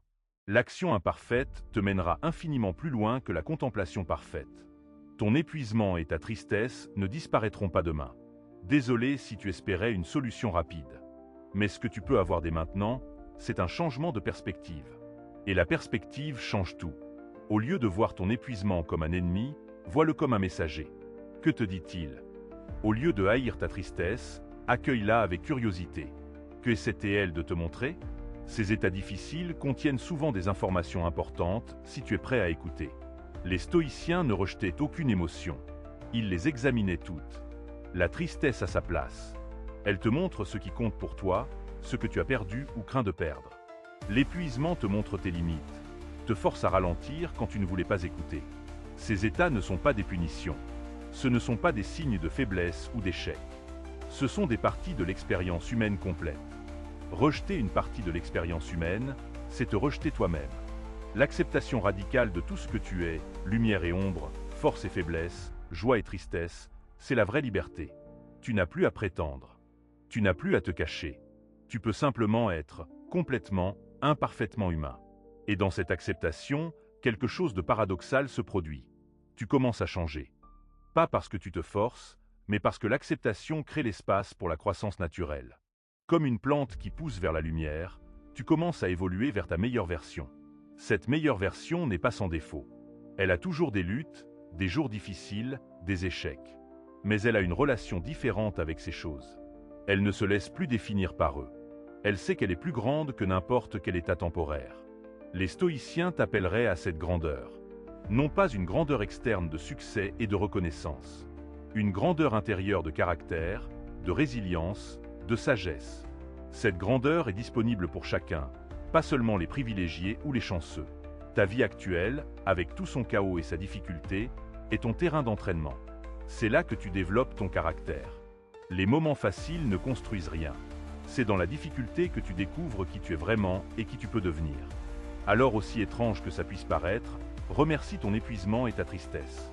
Ils sont des enseignants sévères, mais des enseignants quand même. Ils te montrent tes limites pour que tu apprennes à les respecter. Ils te forcent à ralentir pour que tu puisses réfléchir à ce qui compte vraiment. Sans ces périodes difficiles, tu continuerais probablement sur le même chemin insoutenable. Tu te détruirais lentement sans jamais te remettre en question. Ton effondrement actuel, aussi douloureux soit-il, est peut-être le réveil dont tu avais besoin. Les stoïciens croyaient que tout arrive pour une raison, que l'univers a une logique même si nous ne la comprenons pas toujours. Tu n'as pas besoin de croire ça. Mais tu peux au moins extraire du sens de ta souffrance. Qu'est-ce que cette expérience t'enseigne? Comment te rend-elle plus sage, plus compatissant, plus fort? Ces questions transforment la souffrance passive en croissance active. Tu n'es plus juste une victime des circonstances. Tu deviens un participant actif dans ton propre développement. La souffrance reste, mais elle a maintenant du sens. Viktor Frankl a survécu au camp nazi en trouvant du sens dans sa souffrance. Ton épuisement et ta tristesse ne sont évidemment pas comparables à l'Holocauste. Mais le principe reste. Le sens peut transformer même la pire souffrance en quelque chose de supportable. Alors demande-toi, quel sens puis-je extraire de cette période difficile? Comment puis-je utiliser cette expérience pour devenir meilleur? Comment puis-je aider les autres qui traversent des choses similaires grâce à ce que j'apprends maintenant? Ces questions te projettent vers l'avenir. Elles créent un pont entre ta souffrance actuelle et ton but futur. Tu souffres maintenant, mais cette souffrance forge quelque chose en toi qui servira plus tard. Les stoïciens comprenaient que la vie n'est pas un problème à résoudre, mais un paradoxe à vivre. Tu es faible et fort, triste et capable de joie, épuisé et pourtant capable d'action. Ces contradictions ne se résolvent pas, elles coexistent. Arrête de chercher la cohérence parfaite. Les humains sont contradictoires.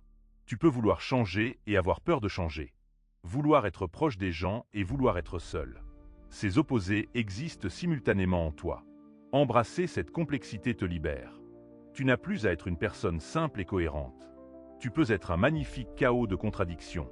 C'est ce que signifie être pleinement humain. Les stoïciens, malgré leur réputation de rigidité, comprenaient ça. Marc Aurèle écrivait sur ses propres contradictions. Sénèque admettait ses échecs à vivre selon ses propres principes. Épictète était compatissant envers les luttes humaines. Ils n'étaient pas des statues de marbre sans émotion. C'étaient des humains qui luttaient comme toi. La différence, c'est qu'ils avaient des outils pour naviguer leur lutte. Des outils développés sur des siècles de philosophie pratique. Et maintenant, tu as accès à ces mêmes outils. Pas besoin d'être dans l'Antiquité, pas besoin d'être un empereur ou un philosophe. Ces outils sont disponibles pour toi, maintenant, gratuitement. Tout ce qu'il faut, c'est la volonté de les utiliser. Cette volonté fluctuera. Certains jours, tu seras motivé à pratiquer. D'autres jours, tu ne voudras rien faire. Les deux sont OK. La pratique stoïcienne n'exige pas la perfection. Elle demande juste l'effort honnête quand tu peux le donner. Et les jours où tu ne peux pas donner d'effort.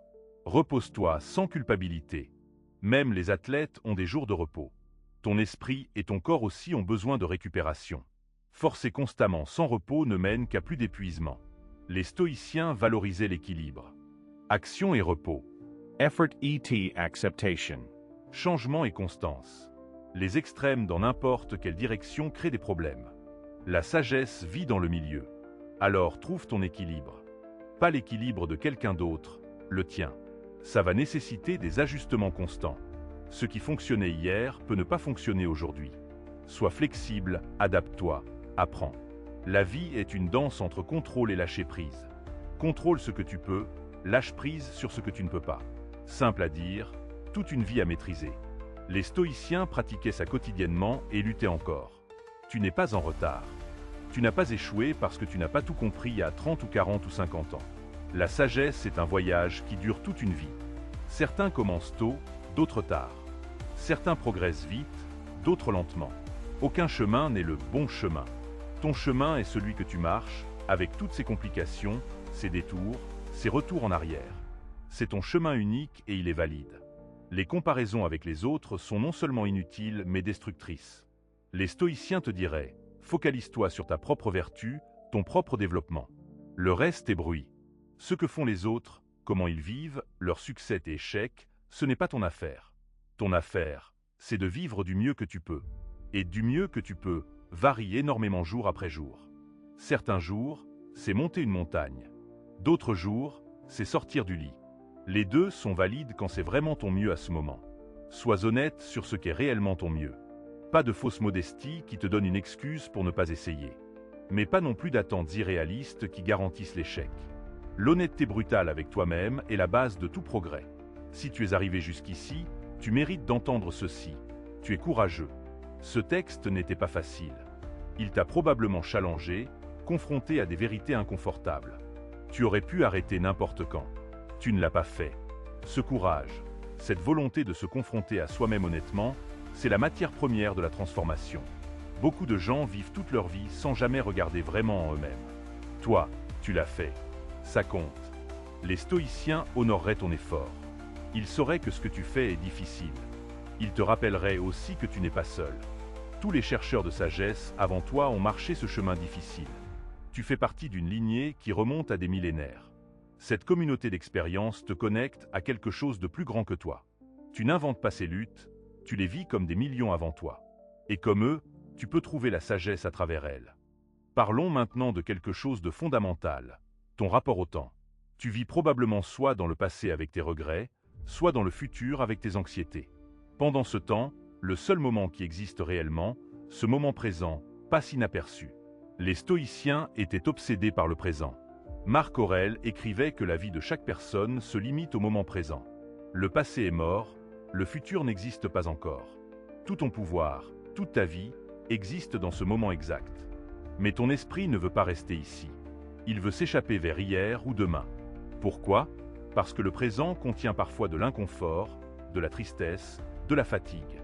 Ton esprit préfère s'évader plutôt que de ressentir ce qui est. Le paradoxe, c'est seulement en acceptant pleinement ce moment, même s'il est difficile, que tu peux le traverser. La résistance le prolonge. L'acceptation le laisse passer. Ce moment de tristesse passera. Ce moment de fatigue passera. Tout passe. Les stoïciens pratiquaient une forme de méditation sur l'impermanence. Rien ne dure. Ta joie passera, mais aussi ta douleur. Ton succès sera oublié, mais aussi ton échec. Dans 100 ans, personne ne se souviendra de ce moment. Cette perspective est à la fois humiliante et libératrice. Humiliante parce que ça réduit l'importance dramatique que tu donnes à tout. Libératrice parce que ça veut dire que même tes pires moments ne sont pas permanents. Ils sont juste des vagues dans l'océan du temps. Apprendre à surfer ces vagues plutôt que de se battre contre elles, c'est la maîtrise stoïcienne. Tu ne peux pas arrêter les vagues. Elles continueront, mais tu peux apprendre à danser avec elles, à bouger avec leur rythme naturel plutôt que contre. Ta tristesse est une vague. Elle s'est levée, elle atteindra son pic, puis elle retombera. Si tu ne t'accroches pas à elle, si tu la laisses être ce qu'elle est, elle passera naturellement. C'est quand tu résistes, quand tu juges, quand tu paniques, que tu la prolonges. Même chose pour ton manque d'énergie. C'est un état temporaire. Ton corps traverse quelque chose. Peut-être une période de récupération nécessaire. Peut-être un ajustement à de nouveaux stress. Mais ce n'est pas permanent, même si ça semble l'être maintenant. Les stoïciens te rappelleraient, tu as traversé des périodes difficiles avant. Tu as survécu à 100% de tes pires jours jusqu'à présent. Ce fait statistique est puissant. Tu as prouvé ta résilience encore et encore. Pourquoi cette fois serait différente? Ton cerveau te ment quand il dit que c'est différent, que c'est pire, que tu ne t'en remettras pas. C'est juste ton anxiété qui parle. La réalité, c'est un autre jour difficile dans une vie qui en contient beaucoup. Tu as géré avant, tu géreras encore. Cette confiance basée sur l'évidence passée est différente de l'optimisme aveugle. Tu ne dis pas que tout ira bien. Tu reconnais simplement que tu as les ressources pour gérer ce qui vient, parce que tu l'as déjà fait. Les stoïciens cultivaient cette confiance tranquille. Pas une arrogance qui croit pouvoir tout contrôler, mais une assurance calme qui sait qu'elle peut gérer ce que la vie apporte. Cette assurance vient de l'expérience, de la pratique, de survivre à des difficultés répétées. Chaque difficulté que tu traverses renforce cette assurance. Tu construis un portfolio de preuves, j'ai géré ça, et ça aussi, et ça. Avec le temps, tu commences à te faire confiance. Pas d'être parfait, mais d'être capable. Cette confiance en ta capacité est peut-être la chose la plus importante que tu puisses développer. Plus importante que les compétences externes, que les accomplissements, que l'approbation des autres. C'est une ancre intérieure qui te stabilise quand tout est chaotique autour de toi. Comment construis-tu cette confiance? En agissant malgré la peur, encore et encore. Chaque fois que tu fais quelque chose de difficile, tu déposes une preuve dans ton portfolio. Je l'ai fait même si j'avais peur. Cette preuve s'accumule. Les stoïciens appelaient ça construire le caractère. Chaque petit choix courageux forge ton caractère. Avec le temps, tu deviens quelqu'un qui agit selon ses valeurs mêmes quand c'est difficile. Ce quelqu'un, c'est qui tu veux être. Mais sois patient. Le caractère ne se construit pas en une semaine ou un mois. C'est le travail d'une vie. Et c'est OK. Tu n'es pas en compétition. Le seul standard est « es-tu un peu meilleur qu'hier? Même un peu ?» Parfois la réponse sera non. Certains jours tu régresseras. C'est normal et prévisible. La croissance n'est jamais linéaire. 2 pas en avant, 1 pas en arrière. Mais tant que la tendance générale est vers l'avant, tu progresses. Les stoïciens acceptaient ces fluctuations. Ils ne se décourageaient pas quand ils échouaient à vivre selon leurs principes. Ils reconnaissaient leur erreur, apprenaient d'elle et recommençaient. Cette résilience, cette capacité de recommencer encore et encore, c'est la vraie force. Tu vas sower. Souvent, tu vas retomber dans tes vieux patterns. Tu vas oublier ces leçons dans les moments de stress. C'est garanti. La question n'est pas si tu vas échouer, mais comment tu vas répondre à l'échec. Vas tu te founder, te punir, abandonner? Ou vas-tu te relever, apprendre, réessayer? Ce choix détermine tout. Les stoïciens te diraient, l'échec n'est pas le problème, c'est une opportunité. Le vrai problème serait de ne jamais réessayer. Alors promets-toi ceci, peu importe combien de fois tu tombes, tu te relèveras toujours encore une fois. Cette détermination simple est tout ce dont tu as besoin. Pas la perfection, pas même le succès constant. Juste la volonté de continuer. Les jours où tu ne veux plus continuer viendront. Ils viennent pour tout le monde. Dans ces moments, ne pense pas au reste de ta vie. Ne pense pas à demain. Pense juste aux prochaines 5 minutes. Peux-tu continuer pour 5 minutes de plus? Oui. Alors fais-le. Puis les 5 minutes suivantes. Et les suivantes.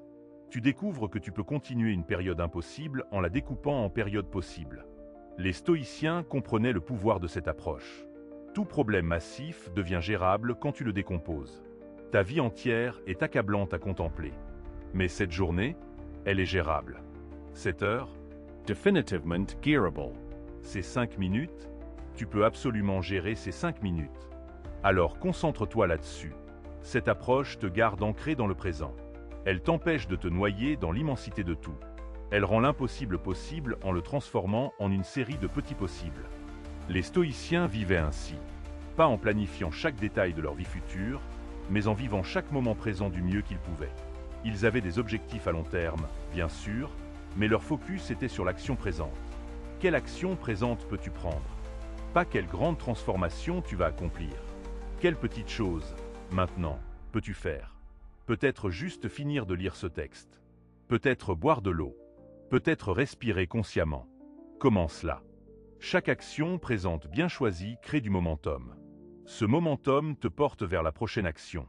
Avant que tu ne le réalises, tu as traversé une journée difficile. Puis une semaine. Puis un mois. Tous à une action à la fois. Les stoïciens comparaient la vie à une longue marche. Tu ne sautes pas de ton point de départ à ta destination. Tu marches, un pas à la fois. Certains pas sont faciles, d'autres douloureux. Mais chacun te mène quelque part. Même quand tu ne peux pas voir ta destination, continue de marcher. Le chemin se révèle en marchant. Les stoïciens avaient foi en ce processus. Pas une foi religieuse, mais une confiance dans l'ordre naturel des choses. Tu n'as pas besoin de voir tout le chemin. Tu as juste besoin de voir le prochain pas. C'est suffisant. Le reste se révélera quand tu y arriveras. Cette approche réduit l'anxiété énormément. Tu n'as plus à tout comprendre maintenant. Ton besoin de contrôle et de certitude te rend anxieux. Tu veux savoir comment tout va se passer. Mais c'est impossible. La vie est fondamentalement incertaine. Les stoïciens acceptaient ça pleinement. Ils trouvaient la paix non pas dans la certitude, mais dans l'acceptation de l'incertitude. Tu ne peux pas contrôler le futur. Tu ne peux pas garantir un résultat. Tout ce que tu peux faire, c'est agir du mieux que tu peux maintenant et lâcher prise sur le résultat. Cette distinction entre effort et résultat est cruciale. Ton effort est en ton pouvoir. Le résultat ne l'est pas entièrement. Tu peux faire tout juste et échouer quand même. Ou faire des erreurs et réussir quand même. Tellement de facteurs sont hors de ton contrôle. Accepter, ça te libère. Si tu as donné ton meilleur effort honnête, tu peux être en paix quel que soit le résultat. Bien sûr, tu préfères certains résultats. C'est humain. Mais ta paix intérieure ne dépend pas d'obtenir ces résultats. Elle dépend de savoir que tu as fait de ton mieux. Les stoïciens appelaient ça la dichotomie du contrôle. C'est peut-être leur enseignement le plus important. Si tu ne retiens qu'une seule chose de tout ce texte, retiens ça. Focalise-toi sur ce que tu contrôles. Accepte ce que tu ne contrôles pas. Qu'est-ce que tu contrôles vraiment? Tes actions, tes réactions, tes valeurs, ton effort. C'est à peu près tout. Tu ne contrôles pas les résultats, les autres personnes, le passé, le futur, ton corps, tes émotions. C'est beaucoup de choses hors de ton contrôle. Cette réalisation peut être déstabilisante. Tu contrôles moins que tu ne pensais. Mais c'est aussi libérateur. Tu n'es plus responsable de tout. Tu n'as plus à t'inquiéter de tout. Juste de faire ta part du mieux que tu peux. Ta part, c'est quoi aujourd'hui? Peut-être juste être présent. Peut-être faire une petite chose bienveillante. Peut-être te reposer sans culpabilité. Identifie ce qui est vraiment en ton pouvoir aujourd'hui et fais-le. Pour tout le reste, pratique le lâcher-prise. Plus facile à dire qu'à faire, je sais. Le lâcher-prise est une compétence qui se développe avec la pratique. Au début, tu vas saisir, contrôler, t'inquiéter par habitude. Avec le temps, tu apprendras à relâcher. Chaque fois que tu te surprends à t'inquiéter de quelque chose hors de ton contrôle, rappelle-toi, ce n'est pas mon domaine. Je ne peux pas contrôler ça. Je peux seulement contrôler ma réaction. Cette redirection de ton attention devient plus facile avec la répétition. Les stoïciens pratiquaient cet exercice mental constamment. Ils examinaient chaque situation pour déterminer ce qui dépendait d'eux et ce qui ne dépendait pas. Cette clarté mentale leur donnait une paix immense au milieu du chaos. Imagine avoir cette clarté. Tu ne gaspilles plus d'énergie sur ce que tu ne peux pas changer. Tu focalises toute ton énergie limitée sur ce que tu peux changer. Cette efficacité transforme ta vie. Tu accomplis plus en faisant moins parce que tu te concentres sur ce qui compte vraiment. Ton épuisement vient en partie d'essayer de contrôler l'incontrôlable. C'est épuisant de pousser contre des portes qui ne s'ouvriront jamais. C'est épuisant d'essayer de changer les autres, de forcer des résultats, de contrôler chaque variable. Quand tu lâches prise sur ce qui n'est pas en ton pouvoir, une énergie immense se libère. Cette énergie peut alors être dirigée vers ce qui est vraiment en ton pouvoir. Tu deviens plus efficace, plus paisible, plus vivant.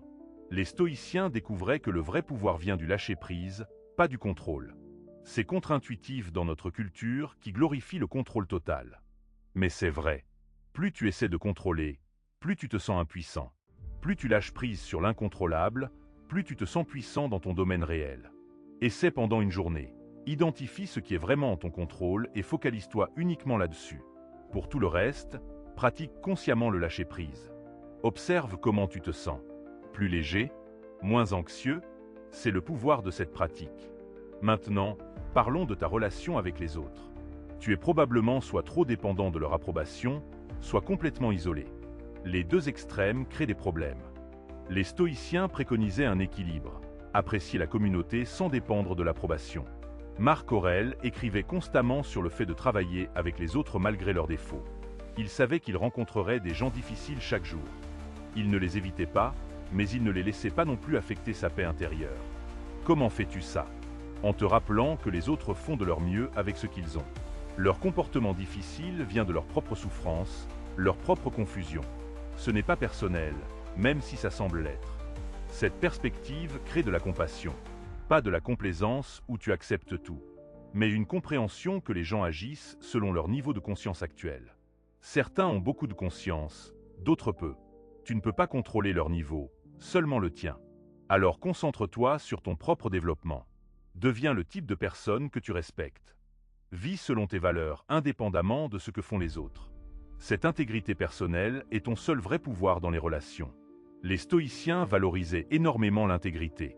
Faire ce que tu dis que tu vas faire. Vivre selon tes valeurs même quand personne ne regarde. Cette cohérence entre tes mots, tes valeurs et tes actions crée une force intérieure immense. L'intégrité signifie aussi être honnête sur tes limites. Ne pas promettre ce que tu ne peux pas livrer. Ne pas prétendre être plus que ce que tu es. Cette honnêteté radicale crée de la confiance en toi-même et avec les autres. Quand tu manques d'intégrité, tu te sens fragmenté. Une partie de toi sait que tu n'es pas aligné. Cette dissonance cognitive est épuisante. Ramener l'intégrité, c'est ramener l'harmonie intérieure. Comment faire? Commence par identifier tes valeurs réelles. Pas ce que tu penses devoir valoriser, mais ce que tu valorises authentiquement. Puis regarde tes actions de la semaine dernière. Est-ce qu'elles reflètent tes valeurs? Sinon, c'est ton point de travail. Les stoïciens ne s'attendaient pas à une intégrité parfaite immédiate. Ils savaient que c'est un processus. Chaque jour, tu essaies d'aligner un peu plus tes actions avec tes valeurs. Avec le temps, le gap se réduit. Tu deviens plus intègre, plus complet. Cette complétude est ce que tu cherches vraiment. Pas le succès externe, pas l'approbation, mais cette sensation d'être complet, unifié, entier. C'est possible même dans la difficulté, même dans la tristesse, même dans l'épuisement. Être entier ne signifie pas être sans problème. Ça signifie être en paix avec tes problèmes.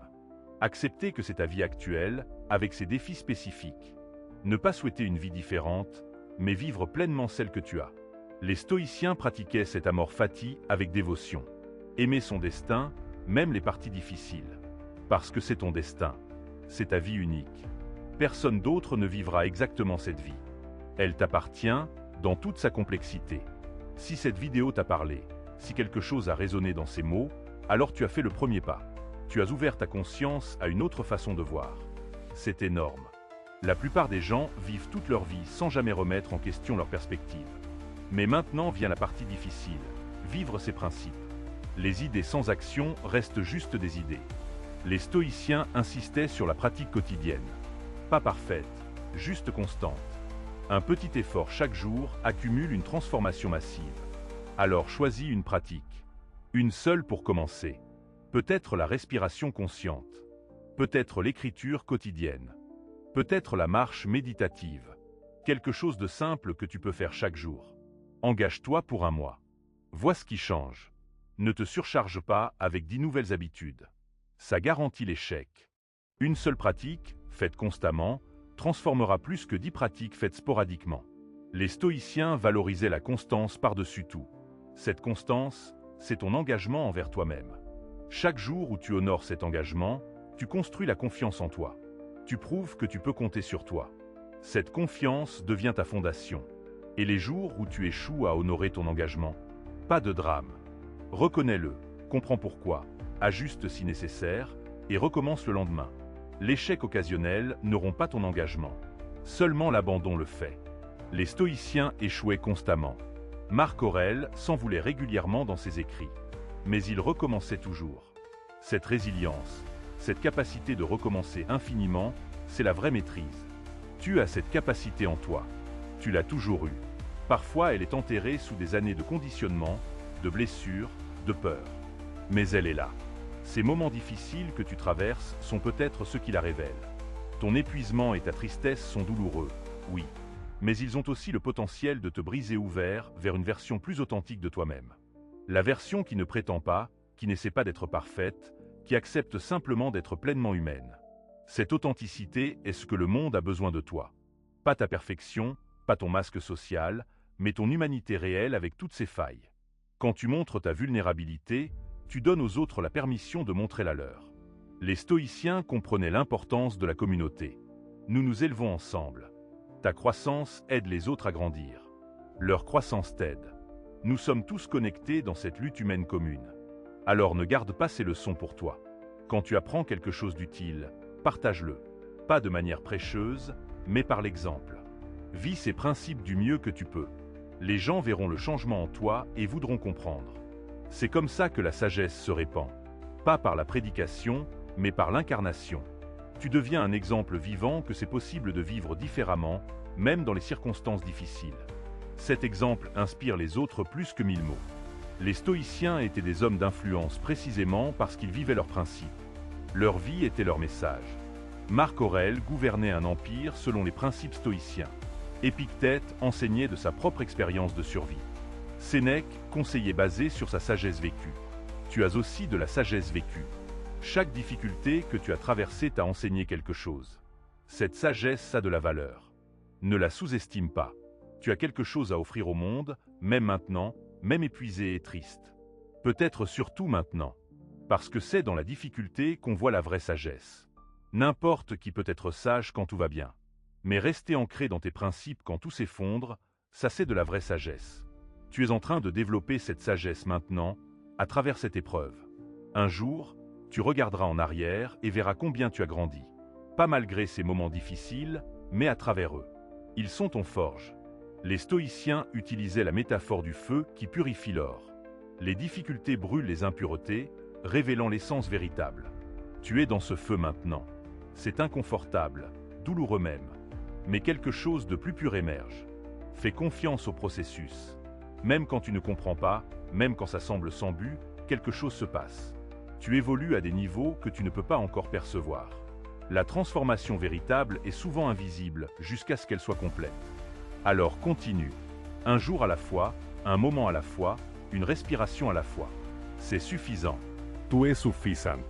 Même avec peu d'énergie, même triste, tu es exactement où tu dois être, apprenant exactement ce que tu dois apprendre. Les stoïciens te verraient et hocheraient la tête en reconnaissance. Ils connaissent ce chemin. Ils l'ont marché avant toi. Et ils te diraient, tu y arrives. Continue simplement.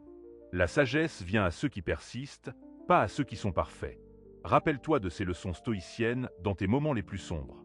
Elles sont là pour toi, testées par 2000 ans d'humanité. Elles ne sont pas des solutions magiques, mais des outils fiables. Utilise-les. Pratique-les. Vis-les du mieux que tu peux. Et surtout, sois patient et compatissant avec toi-même. Tu fais quelque chose de difficile. Tu essaies de changer des patterns profondément enracinés. Ça prend du temps. Ça demande de la pratique constante. Mais c'est possible. D'autres l'ont fait. Tu peux le faire aussi.